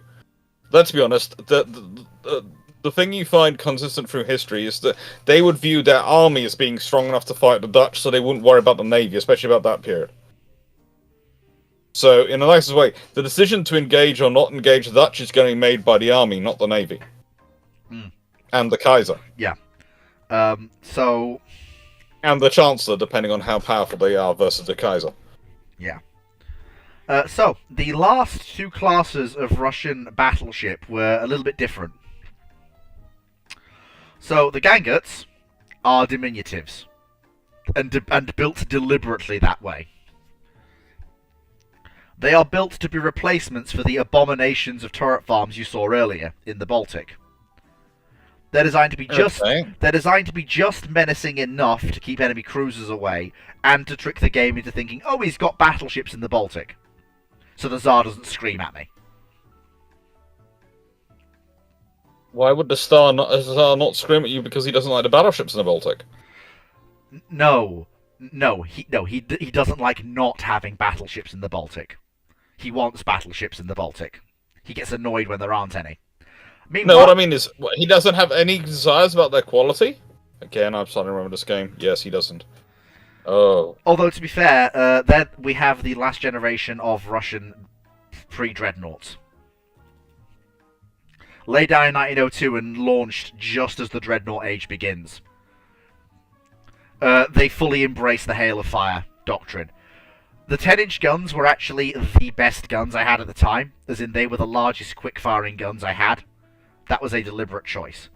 They actually have more. These ships' 10-inch guns have more penetration and range than the 12-inch guns on this ship. Okay. All right. But you'll notice the much larger secondary battery of 6-inch guns. Yep, that's Hail of Fire doctrine. Armor is the same. They were designed for 18 knots, but only made 17 when commissioned. They couldn't reach their design speed. I'm not surprised. No, I'm not surprised. Look at the stern design. Well, it doesn't really impact how the ships...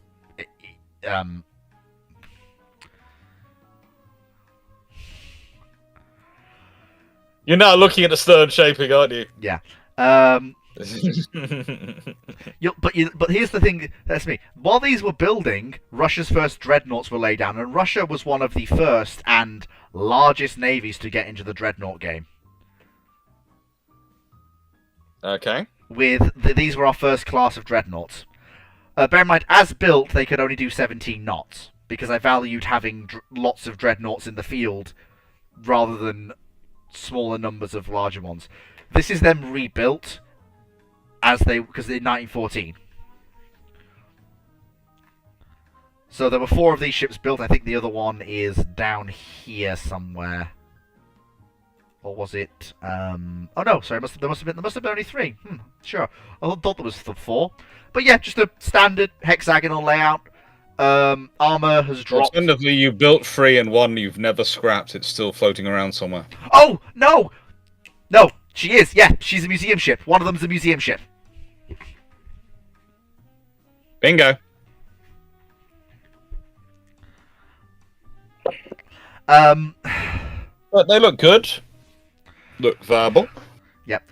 So, the Boki class have twin lives. Although, can we go back and have a look at their secondaries for a second? Yeah. 12 12-inch guns and 10 4-inch. And 12 2-inch. Yeah. Purely anti-torpedo boat work. Not designed to deal with cruisers or... But why have both 4-inch and 2-inch? I could understand having 6-inch and 2-inch, or 6-inch and 3-inch. I could understand having... I don't know, anything else. But once you're below 5 inches, you're basically, especially once you're down at 4-inch and 2-inches, you're basically repeating yourself with the guns, and you just have a more... You might as well standardize on one of them. Yeah, makes sense. Because, again, if I remember correctly, HMS Dreadnought standardized on the... Oh, what was it? She standardized on. I want to say that, but I'm not sure, 100% sure. So I'm going to check my notes. Yeah, she standardized on the 3-inch. She had 27 of them. Yeah, that makes sense. It was Because it's a it's adding extra logistics, training, all sorts of problems. The 4-inch is almost a quick. The 2-inch is quicker firing, but the 4-inch has a lot bigger impact. So I think I may have just forgotten to. Are easily moved by humans. Yeah, I think I carried the design over from one of my older ships and then just reworked it so radically to become this, rather than building something from scratch because I wanted to carry over a lot of the armor and stuff. I may have just forgotten to remove the 2-inch guns. And you only have 10 inches of armor. Yeah, it was improved crop, and it was designed in 19. I mean, this ship was designed in 1904, and then entered service in 1908. So you took 4 years to build something with only 10 inches of armor. Well, yes, she's got about the same armor I think this as Dreadnought did. No. Dreadnought's is 11 inches. It's only 1 inch less. That's still 1 inch less when you're facing a battle which is going to be carrying that many 12-inch guns and you're going to be that big a target. Well, they served fairly well. Their armor didn't seem to impede them over much. They resisted 12-inch shell hits fairly well. Okay. So the Boki class. The Russian Empire came late to destroyers, basically down to needs for capability. I needed them to grow beyond 300 and 500 tonners in order to be worth building, because I needed them to do at least 30 knots, be able to operate anywhere I needed them to be, and be able to transit to their positions in wartime. Because if I'd have had short range, DT. Yeah. So basically, 4 3-inch guns, 2 torpedo tubes, fairly standard 1900s destroyer. Nothing really to write home about. They did have a much longer lived second life as corvettes later down the line. To bulk up numbers. Then we come to the second class of Russian dreadnought, the Cesarevich class. You'll notice this one it sacrificed a pair of wing turrets for a better secondary battery and thicker armor all across the board.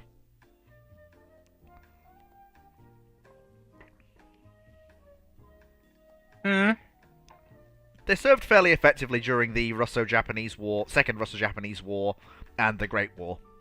Although all you do realize why didn't you have a second turret aft? You got the space for it, and then you'd been able to increase your. I didn't have. You would have still had the same in terms of firepower. You'd have gone down by 1 turret, but you'd still gone say the weight of 1 turret, but you'd have the weight center line, so that make things better. But you'd have the firepower you'd still have how to put the same broadside strength. The annoying thing is I didn't have the research for 3 center lines. It came just after the ships were all commissioned, and I was really kicking myself. All right, Marvin. But yeah, they served fairly effectively. But you'll notice they were laid down 1905. So again, they literally came hot on the heels before even the Gangut's entered the. Sorry, the Gangut's before even the Ion Zalusts entered the water. It was basically like this was the period. Like okay, is it a dreadnought hull? Yes. Is it fairly effective? Yes. Okay, get them laid down. Let's get 8 dreadnoughts in the water by 1910. Okay. There was the reason why I'm giving you various alien TV names, we've got E.T., Marvin, etc., is because on YouTube you're coming through sounding like an alien. Oh, I think I fixed it. I got rid of audio input capture. That should fix it. Good. Just about. Just needs to catch up. So yeah, Society. Okay, Tuvok.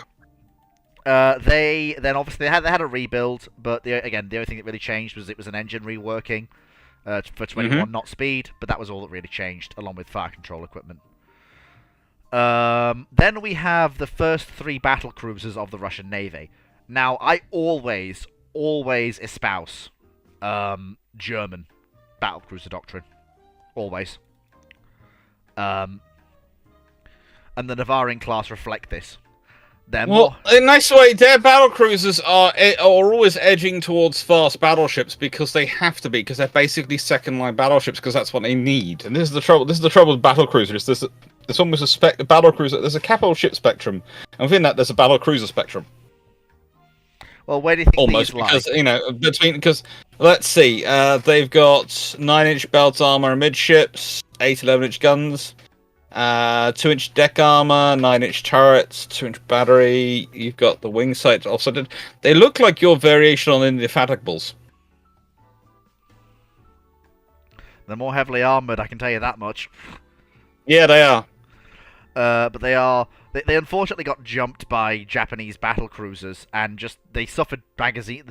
Like, it's weird. Because the Japanese don't take it the wrong way. The Japanese are even take the German doctrine and go even further. Because the Japanese doctrine actually is their large cruisers are second line battleships. That's the point of the whole Japanese doctrine. Is always we will have ships which will be strong enough they can survive long enough against the enemy battleships that our battleships can win their fights against their battleships and then engage the enemy battleships, which will have probably won the battle against our battle cruisers or our large armored cruisers. That's entirely fine. The Japanese stole my designs and built their own, but they sacrificed armor and speed for 12-inch guns. You say they stole your designs? I mean, look at them. They're so similar.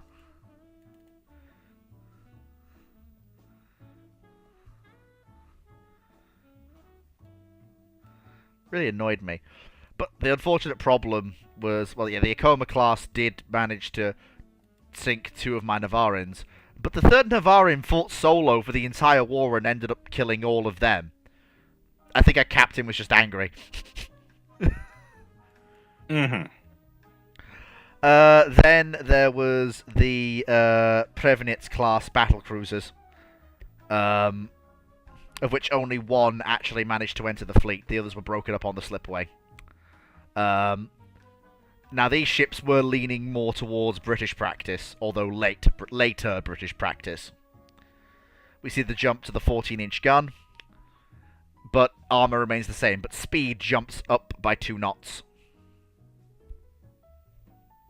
Okay. Prevenetz heroically died spoofing the Anglo-Japanese fleet that was chasing the entire Russian Atlantic fleet into chasing her, and then she got sunk for it, but she let the entire rest of the fleet escape. There was a brief flirtation with torpedo destroyers, and I think that's... Oh no, is that these ships? Yeah, I think it is, yeah. Yeah, so these were the next generation of Russian destroyers with... see, a massive jump in capability. For only 200 tons, I get 3 4-inch guns and 6 torpedo tubes now. That is useful. Some of these ships even survived into the Second Great War, where just because of how short-strapped I was, they were converted into corvettes. Okay. With auto-loading 4-inch guns. Well, you might as well. It helps. Then there's the Tokachis, which again were just repeats, just more of the same, slightly larger, but with 4 4-inch guns all on the center line. So now we're really getting towards decent destroyers for the mid 1900s period.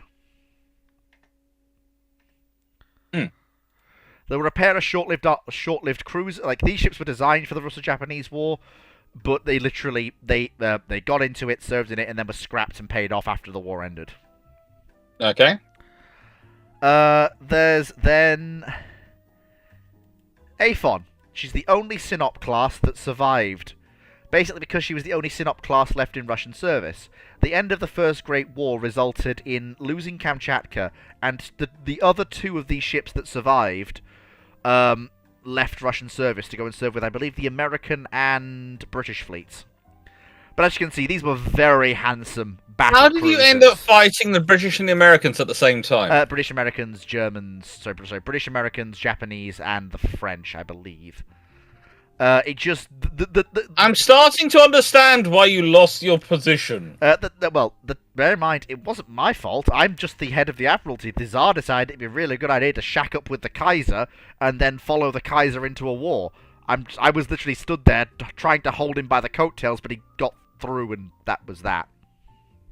Still, you let the Kaiser go and make it. You let the Tsar go and meet the Kaiser and make a decision. Well, it was. Surely the lessons of Napoleon and experience with Tsars talking to French emperors is enough experience to keep them away from German ones. True. Problem is they were cousins, and I don't they went on I holiday. don't care if they're cousins. You still keep them and stop them going on holiday together. Still, what do you think of this battle cruiser? You notice, like, there is a step down from the Prevnets in terms of caliber of guns, but I traded that in for armor. It's decent. 28 knots, finally in battlecruiser speed. Well, the Prevnets were as well. Yes, but I have more faith in that 28 knots than I do in the other ones. The whole form makes no sense. It doesn't matter. It's just graphical. I know, but I still find it annoying. Yeah. So the Someone who spends as much time studying hull form as I do to try and work out the answer to the question of what is the actual maximum speed of this hull?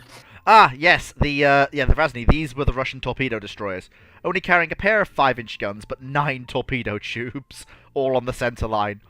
They killed a lot of ships. They would do. Mainly because I'm presuming you were also investing in as longer range torpedoes as you can develop. Yes. There's the Izmaruds as rebuilt, which is there they are there. So again, but this is one of the ones not as rebuilt because I rebuilt them into torpedo cruisers later in their service. Then there's the light carrier Smolensk. She was one of 4. No, was it 4? Or was it 2? Either 2 or 4 converted from liners I pulled in. So I literally made an armed merchant cruiser solely for the purpose of converting it into a basic light carrier. And they served relatively well. They even got some kills. They had literally commissioned just in time for the last days of the Great War. So the first carrier operations took place in 1920. Okay. There's then the Graham class battle cruisers, which were basically renowns, but with triple 14s. Kind of. Yeah, you basically got it in one. And turret and secondary batteries. A bit slow. Yeah, they were. To be fair, I will admit that. A bunch more destroyers. Again, 4 5-inch guns. At that point, if you're aiming for less than 32 knots, you're aiming to be slow. Yeah. And then we have the Treyelana, an example of the Imperatrice Ekaterina Velikias. She's broken up on the slipways because of the naval treaty that I signed. 2 of her sisters made it into commission. Okay. They were designed as battleships. They were not designed to be quick. They were designed to be tough, heavily armed, and slugging machines. Well, with 9 16-inch guns and 14 inches of armor, that's what they are. 12 6-inch guns for their secondaries, yeah. In twin turrets. 48 light air guns. Yeah, that's a decent ship. Only 33,000 tons. I'm not surprised they're only 21 knot ships. Yeah. There were going to be far bigger follow-ons, but they were sadly broken up on the slips. Well, so they never even got laid down. There was a Again, who are you letting negotiate these treaties for you? No one. So this was the light cruiser of the pre-treaty period. You mean no one's negotiating the treaties for you? You're just accepting them? No, I negotiated. I was in a really good position, I felt. So I accepted the treaty because I had the two most powerful battleships and the 2 most powerful battle cruisers in the world. Yes, but you're Russia in this game, aren't you? Yes. Well, that means you have 4 ships which are the most powerful in the world, but you also need to have a Northern Fleet, a Baltic Fleet, a Pacific Fleet, and a Black Sea Fleet. Yes. So this was the pre-treaty cruiser. In the nicest way, I know you put whatever something in the Black Sea just to make the Tsar feel like his battleships down there. So I presume whatever's oldest or least capable is put down there. Yes. But that still means your Pacific Fleet, considering your wars versus the Japanese and various other powers, and your Northern Fleet are going to require big ships, and probably your Baltic Fleet as well. which means you need at least 3 of each to have 1 battleship and 1 battle cruiser in each set of waters, and that's not a good idea, because let's be honest, the Baltic is not battle cruiser waters, so ideally you'd have the pair of battleships in the Baltic and the pair of battle cruisers in the Northern Fleet, but the Pacific is definitely going to need its own ones as well, so why are you accepting 2 of each? Well, they were just the most powerful units of the Russian fleet. There were more. Yes, I know that, but still, they're your status symbols, right? Your sense of power and your capability. Yes. So therefore, they're going to be the flagships of your fleet. So therefore, they're going to end up being positioned in any real world scenario on their frigating own in these fleets because they are the centerpiece of power, which then means they're going to be on their own and able to be surrounded, picked off, and annihilated. Yeah. Well, we have the. I waited. Am I torturing you now? A little, but not overly for the wrong reasons. So we have. It's just you're so nice accepting that treaty at that level. Yep. So we have. So we have the Zemchug classes built, which were good. They were diminutives. I will accept. They were diminutives in the 20s. It was basically to rebuild Russian cruiser numbers after the Great War. So I accepted something smaller to build lots of them, and I did build lots of them. So you basically built some destroyer leaders. Yeah, and to be fair, in 1943 they made very good conversions into AA cruisers. Yeah, I'm not surprised. There were, however, some larger cruisers that came later on during the treaty period.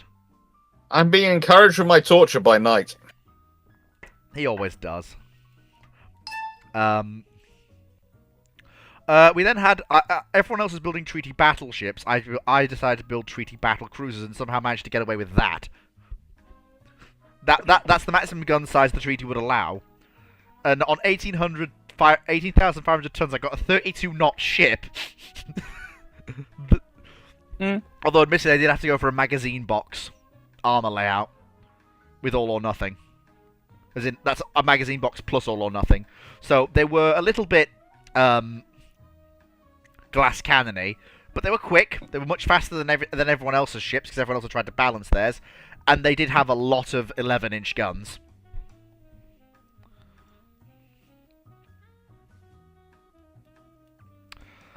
There were a few big destroyers built at this time. 5 4-inch guns. Really trying to hammer on the 4-inch guns here. But now we need to actually look at... So most of the things we need to see now are actually in the main fleet. Starting with the last refit of these boys. They survived to the end of the campaign. Serving admirably through 2 Russo-Japanese wars and the Great War. Though they spent the Great War in the Baltic. In fact, I'm just going to let you look quickly at that for the fleet composition and distribution. I will be right back. Please give your thoughts. I'll be right back because someone is banging on my door really annoyingly. Excuse me. Let's see, everyone. What has he done? So, let's see. Battleships in service. What's happened to Great Britain? Germany's Great Britain's only advanced in technology. Italy and Germany are very advanced. What's happened in this world? Russia's backward. France is behind. So is America. And Spain. I'm not so surprised at Spain. But Austria, Britain, and Japan are all average. This world is weird. This world is very weird. Okay, so Russia backward with 7 battleships in service, none building, total battleship tonnage 260,000 tons. Britain has 5 into service and 179,000 tons. Great Britain, which I presume this game has its empire as it traditionally did, only has 5 battleships, but has 10 battlecruisers, which give it 418,000 tons of battlecruisers. So, nice way, I presume those battlecruisers average 40,000 plus tons. Okay. The Russians have 3 battlecruisers. This is getting weird. Carriers themselves. Great Britain has 14. USA has 23, but their technology's behind. So they have over 1.1 million tons of aircraft carriers with behind average technology. And yet Britain has 14 carriers on 479,000. This doesn't make sense, this average of maths. Because if you've got more advanced technology, you can build bigger ships. Oh, I'm starting to remember the trouble I had with this game whenever I played it. I spent my time arguing the game mechanics rather than actually enjoying the game.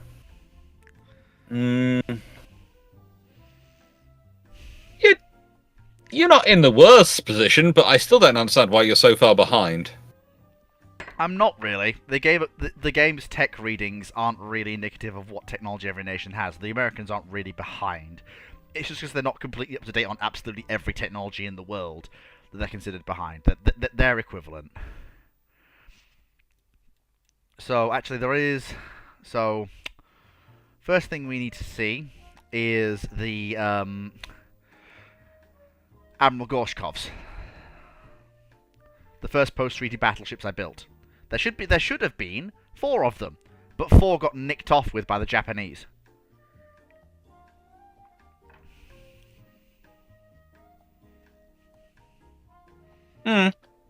Yeah, those big 20-inch guns have done some work against German ships. 20-inch guns? Yes, 6 of them. So their rate of fire is going to be annoying. Yes, but they work. I mean, literally just commissioned the turn before the war ended is the most powerful ship I ever built. Alexander Nevsky. Okay. 9 20-inch guns. 16 4-inch guns. Dual-purpose auto-loading guns as well. 4-inch guns. Just absolutely filling the sky with flak. Okay. I would ask why it's only 4-inch guns doing that, but okay. I'm presuming that's the best you could get for that role. Yeah, I have radar-directed 40mm. That is in blind fire, radar-directed 40mm. Uh-huh. There is 1 surviving ship each from each of the class of 18-inch battle cruisers I built. Kerch, from the first generation. Now explain why you have 3 battle cruisers. Because there were 4 18-inch battle cruisers, but they died relatively recently towards the end of the war after having fantastic careers during the Second Great War. Okay. And Admiral Isakov's was the second generation. With these, I felt that 18-inch guns was much more... 8 18-inch guns was much better served than any 20-inch arrangement. I'm still surprised you went with 18-inch, but okay.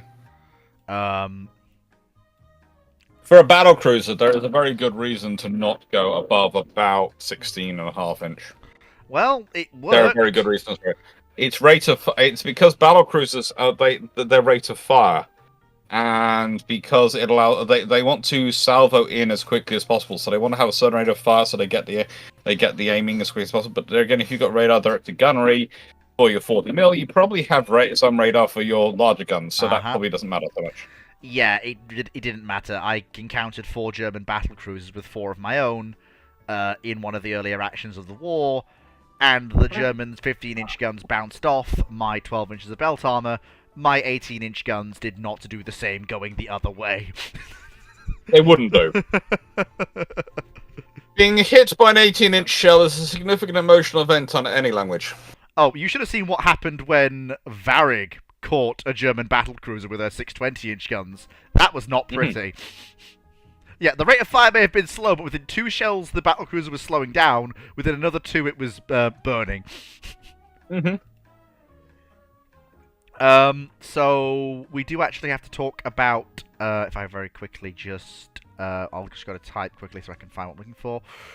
So there we go. Where are we? Navarin. So the Gangut's we talked about. Yeah, there was an entire tranche of battle cruisers of 16-inch. Unfortunately, those 2 ships went to Japan as reparations for the final Russo-Japanese war that preceded the Great War. Because the Tsar gave up.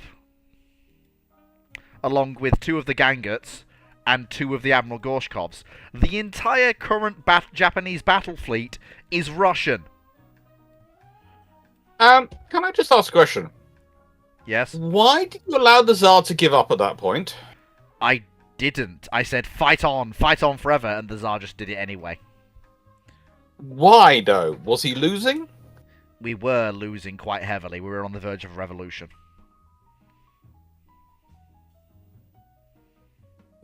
How, when you had such an advantage in ship numbers and ship quality? Because the Germans were on the other side. And my ships had just finished. And the Germans had been blockaded in the Baltic. Because I hadn't managed to move them to Northern Europe. And base them out of Murmansk. Okay. Alright. But, You're now seeing why also there was slightly grilling you over the fact you allowed yourself to end up with only four such powerful ships. Yes, I'm aware. Germany was my ally until they went fascist. You allowed Germany to A, go fascist, and B, stop being your ally? Allowed wasn't anything about it. They just went fascist. There was nothing I could do to stop them. I'm only the leader of the Russian Admiralty. I am not some geopolitical wizard. You need to be a geopolitical wizard to do these operations. Yes, but there's only so much I can do within the limits of game mechanics, Dr. Clarke. I can't magically change the way the game functions. This is the way I like UAD. I basically get asked what the government are doing, and I tell them if I think they're being stupid. Yeah, I can do that as well. The difference is I'm an admiral. They can ignore me. Which I don't like. They can try to ignore me in UAD, but I will find ways to make sure they stop ignoring me.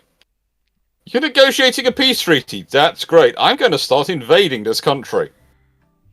You can't... well, invasions seem to happen randomly at times.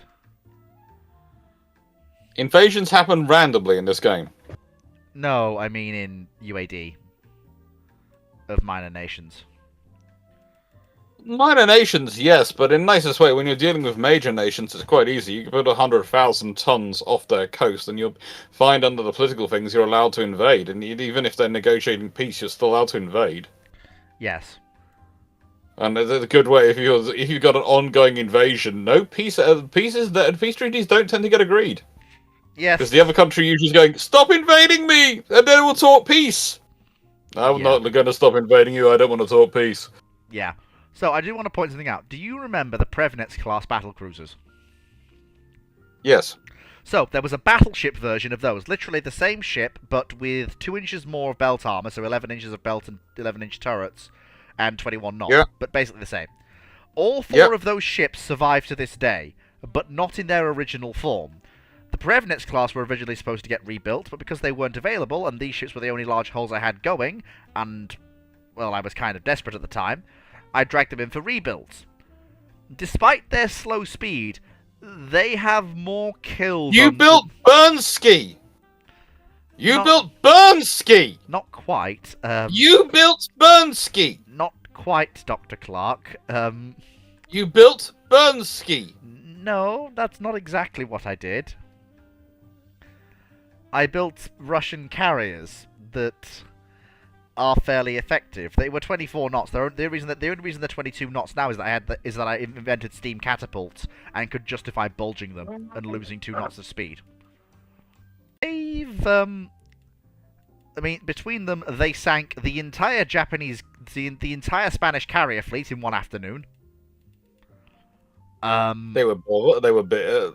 See, Knight agrees with me. I'm not surprised. They've got a fairly large air group. Yeah.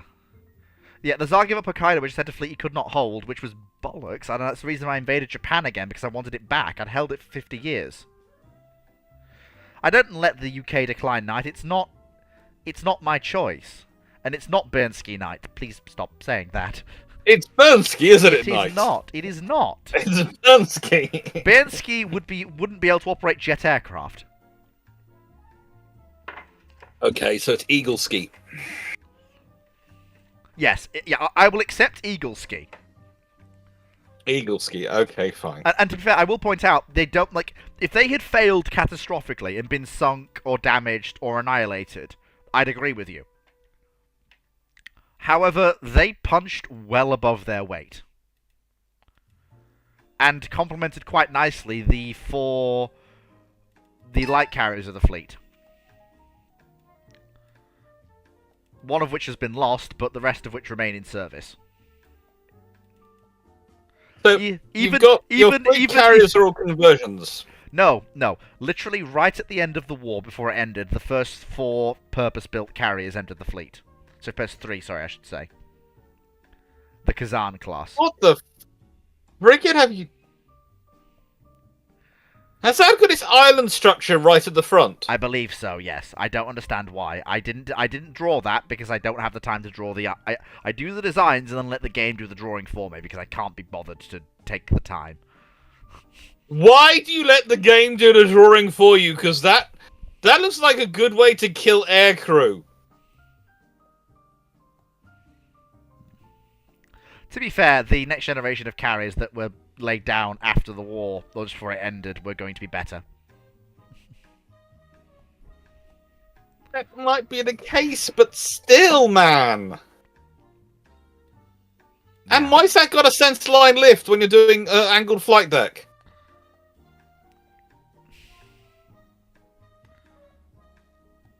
Probably to lift aircraft to the front catapults. I don't know. It wasn't much. It's just a visual image. It's not actually a. It's not actually a physical part of the ship. This is what worries me about this game. It disassociates the look of the ship from the actual capabilities. It's terrible. It's worrying me. But the only things I really need to touch on now are the fact that all of the Red Fleet's modern destroyers were actually lost during the Great War. Literally prior to the Great War, I built a class of 3,000-ton post-war destroyers. With auto-loading twin 4-inch guns, less torpedo armament. Like basically the best, hottest... How many did you build? Let me see. How many did the class actually run to? I built 17. 17. And you lost them all. Yes. And you lost them all. That's how, yeah, the war chewed through ships. Like, Dr. Clarke, why do you think there are so many rebuild numbers next to these older destroyers? As the war went on and losses mounted, I had to basically make a hard choice. What? To rebuild rebuild destroyers to keep numbers up, because you can't just build a modern destroyer in 12 months. That's not how modern destroyers work. They're of a size now where 3,000 tons and up, you're looking at multi-year construction times, and that's real life and history. Well, why are you building only the 3,000 ton up ones? Why aren't you building a war emergency class destroyer? The rebuilds were supposed to take that place. And to be fair, it only really became apparent that I might have to do that when the loss... Like, the thing is, the losses came in dribs and drabs, so I'd lose a 3,000 tonner here, a 3,000 tonner there, like, every 1 or 2 months. And it only really became apparent when I was down to about 6. I was like, bugger. So you mean you got into a war and you didn't think the first thing, I'm going to lose the smaller ships quite regularly, so I should probably start a construction program and just have a constant ordering process of ordering one of these a month or something? Yeah, the Second Great War was a bit of a mess, I will admit. It was also a mess. It was also a period. It's also the period in Ruled Waves I have the least experience in, being the missile era. Well, I've heard apparently you've got some interesting missile boats. Oh, yes, sorry, well, Nizhny Novgorod, the last remaining one of those treaty carriers, she was converted into the first guided missile heavy service combatant. Yes. As you can see. Alright. But the first true missile combatants of the Red Fleet were these. The, Nikopol class guided missile cruisers. Okay. 2 trainable heavy ship single tube launchers, 6 6-inch auto-loading guns, 4 3-inch dual-purpose guns as secondaries. Okay. And they were the last cruisers I built. The last actually commissioned, the last commissioned ship in terms of commissioning into the fleet was, I believe, it's a tie between the Alexander Nevsky. It's the Alexander Nevsky because she's literally working up, and she wouldn't still be working up if she wasn't just hot off the press. So it's quite funny that the last ship I actually commissioned was not a carrier or a missile cruiser. It was a full-on battleship. This was before you were sacked. Yeah, literally the month before I was sacked, she commissioned and was working up.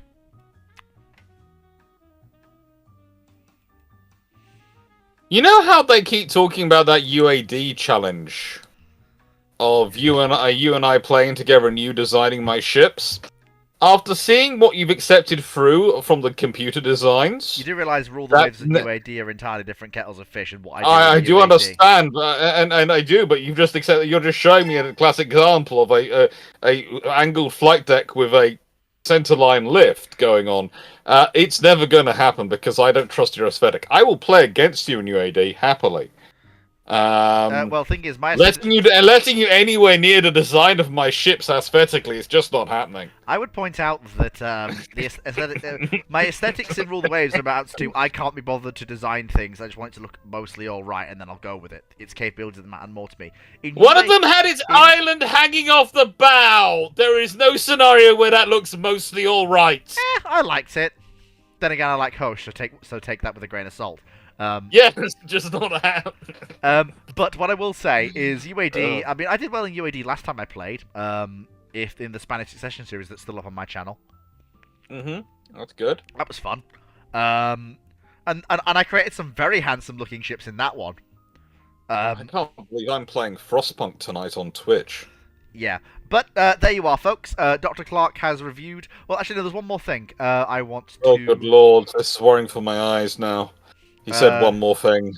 I think it's just... So I want to quickly hit some highlights. So, basically the largest ships available to the other nations. So, for the Germans, it's the battlecruiser Hindenburg. That's their largest unit. And the thing is, I actually don't operate the most powerful battleship in the world. The British have Centurion, which is fairly effective, and she's fairly capable. The French only have one large unit left, and that's Toulouse, one of their battle cruisers. Okay. The Japanese basically entirely have Russian ships. Yes.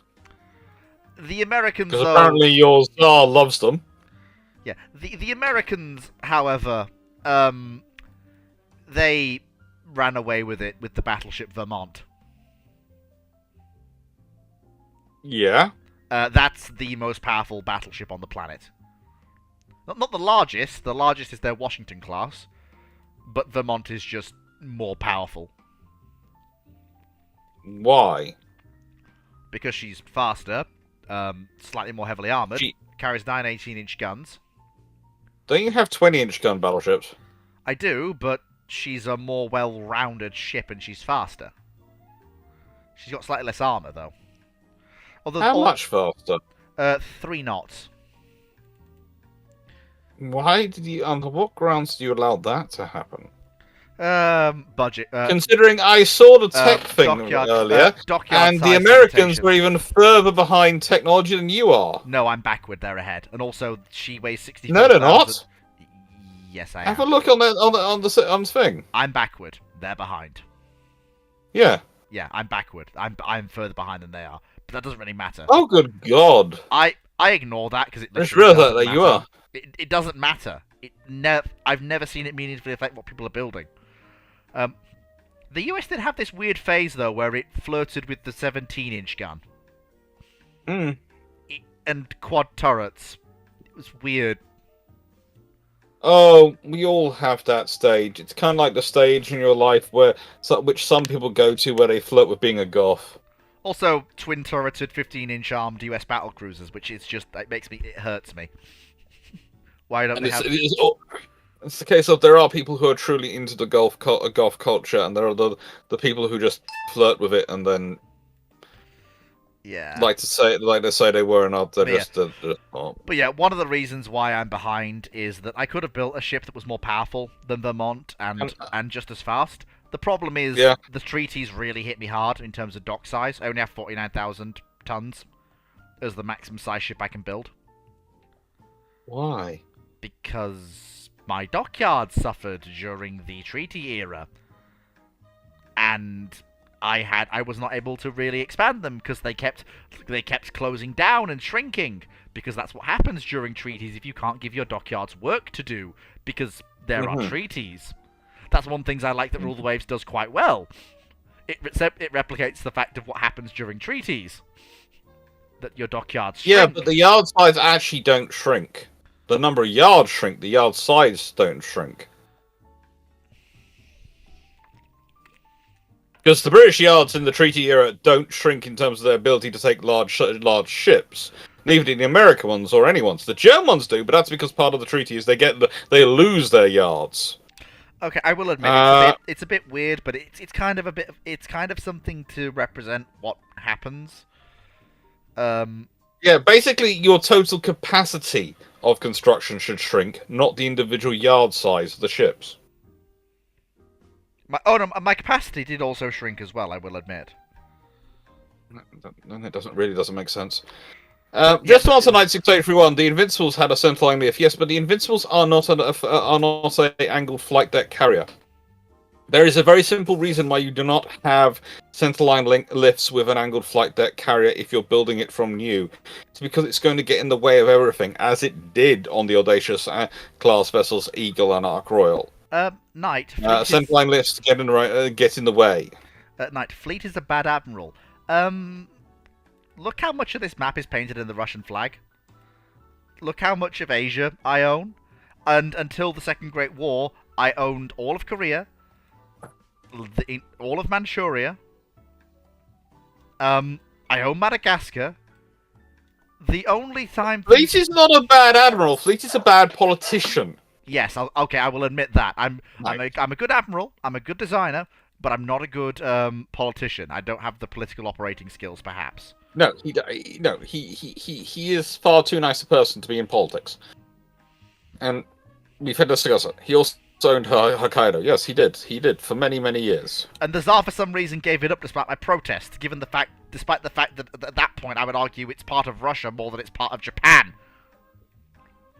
Yeah. Given we got it in 1895. But he also gave Kamchatka to America. No, they took that in the First Great War, and I've been unable to get it back off them. Because I haven't fought a war with them since. Wonder what happens to the Sinop class anyway, I assume... No, what you do is you take Alaska and you swap it for Kamchatka. Oh my god, that's hilarious. That's what your Tsar would agree with. Yeah. Dr. Clarke, I've just realised they named the Sinop class Lion. She even looks like Lion. Yeah. Oh, that's funny. Oh dear, and I think the US got the other one, I believe. No? Who got the other one? Was it Japan? No? Was it Italy? Yeah, Italy got the other one. Lepanto. And with that terrible disappointment, it is, in fact, time to end. Thank you very much, everyone, for watching. I hope you've had a fantastic time. I'll let Dr. Clarke go and stream his Frostpunk 2 now. Try not to be too harsh on people, and for goodness sake, don't let the... I'm gonna wait till my premiere has finished on my YouTube channel, so it's got another few minutes to run, because it was, if I remember correctly, it's an hour and 50 minutes long, and it started at 7:30, so... It should just about finish somewhere around about 9:20, so I'll probably start Frostpunk 2 about 9:30. Knight says, I lost. Your empire would not last very long as you were spread too thin. It's lasted longer than the British Empire, Knight. In this game it did. And I was basically caught in the transition period with a fleet that was not quite ready for the Missile Age. Like for example, the Kazan class were laid down before the Second Great War started to get ready for a You do hypothetical. realise my poodle's listening to you, and the moment he heard that you were finishing, he's got up and has gone to the door. Of course, he has. But yeah, Yeah. it was a series of unfortunate circumstances. I'm looking forward to being back in my element, which is smaller nations. So I usually play Spain, the Ottoman Empire, Imperial China, that sort of thing. That's that. Like Russia is You do well. Russia is one of the bigger nations I've played, and I don't. It's a lot. There's a lot of bloat here and a lot of unnecessary ships. I'm much more used to managing a smaller fleet with quality over quantity. But we'll see how we go. Thank you very much everyone for watching. Take care, and I will catch you all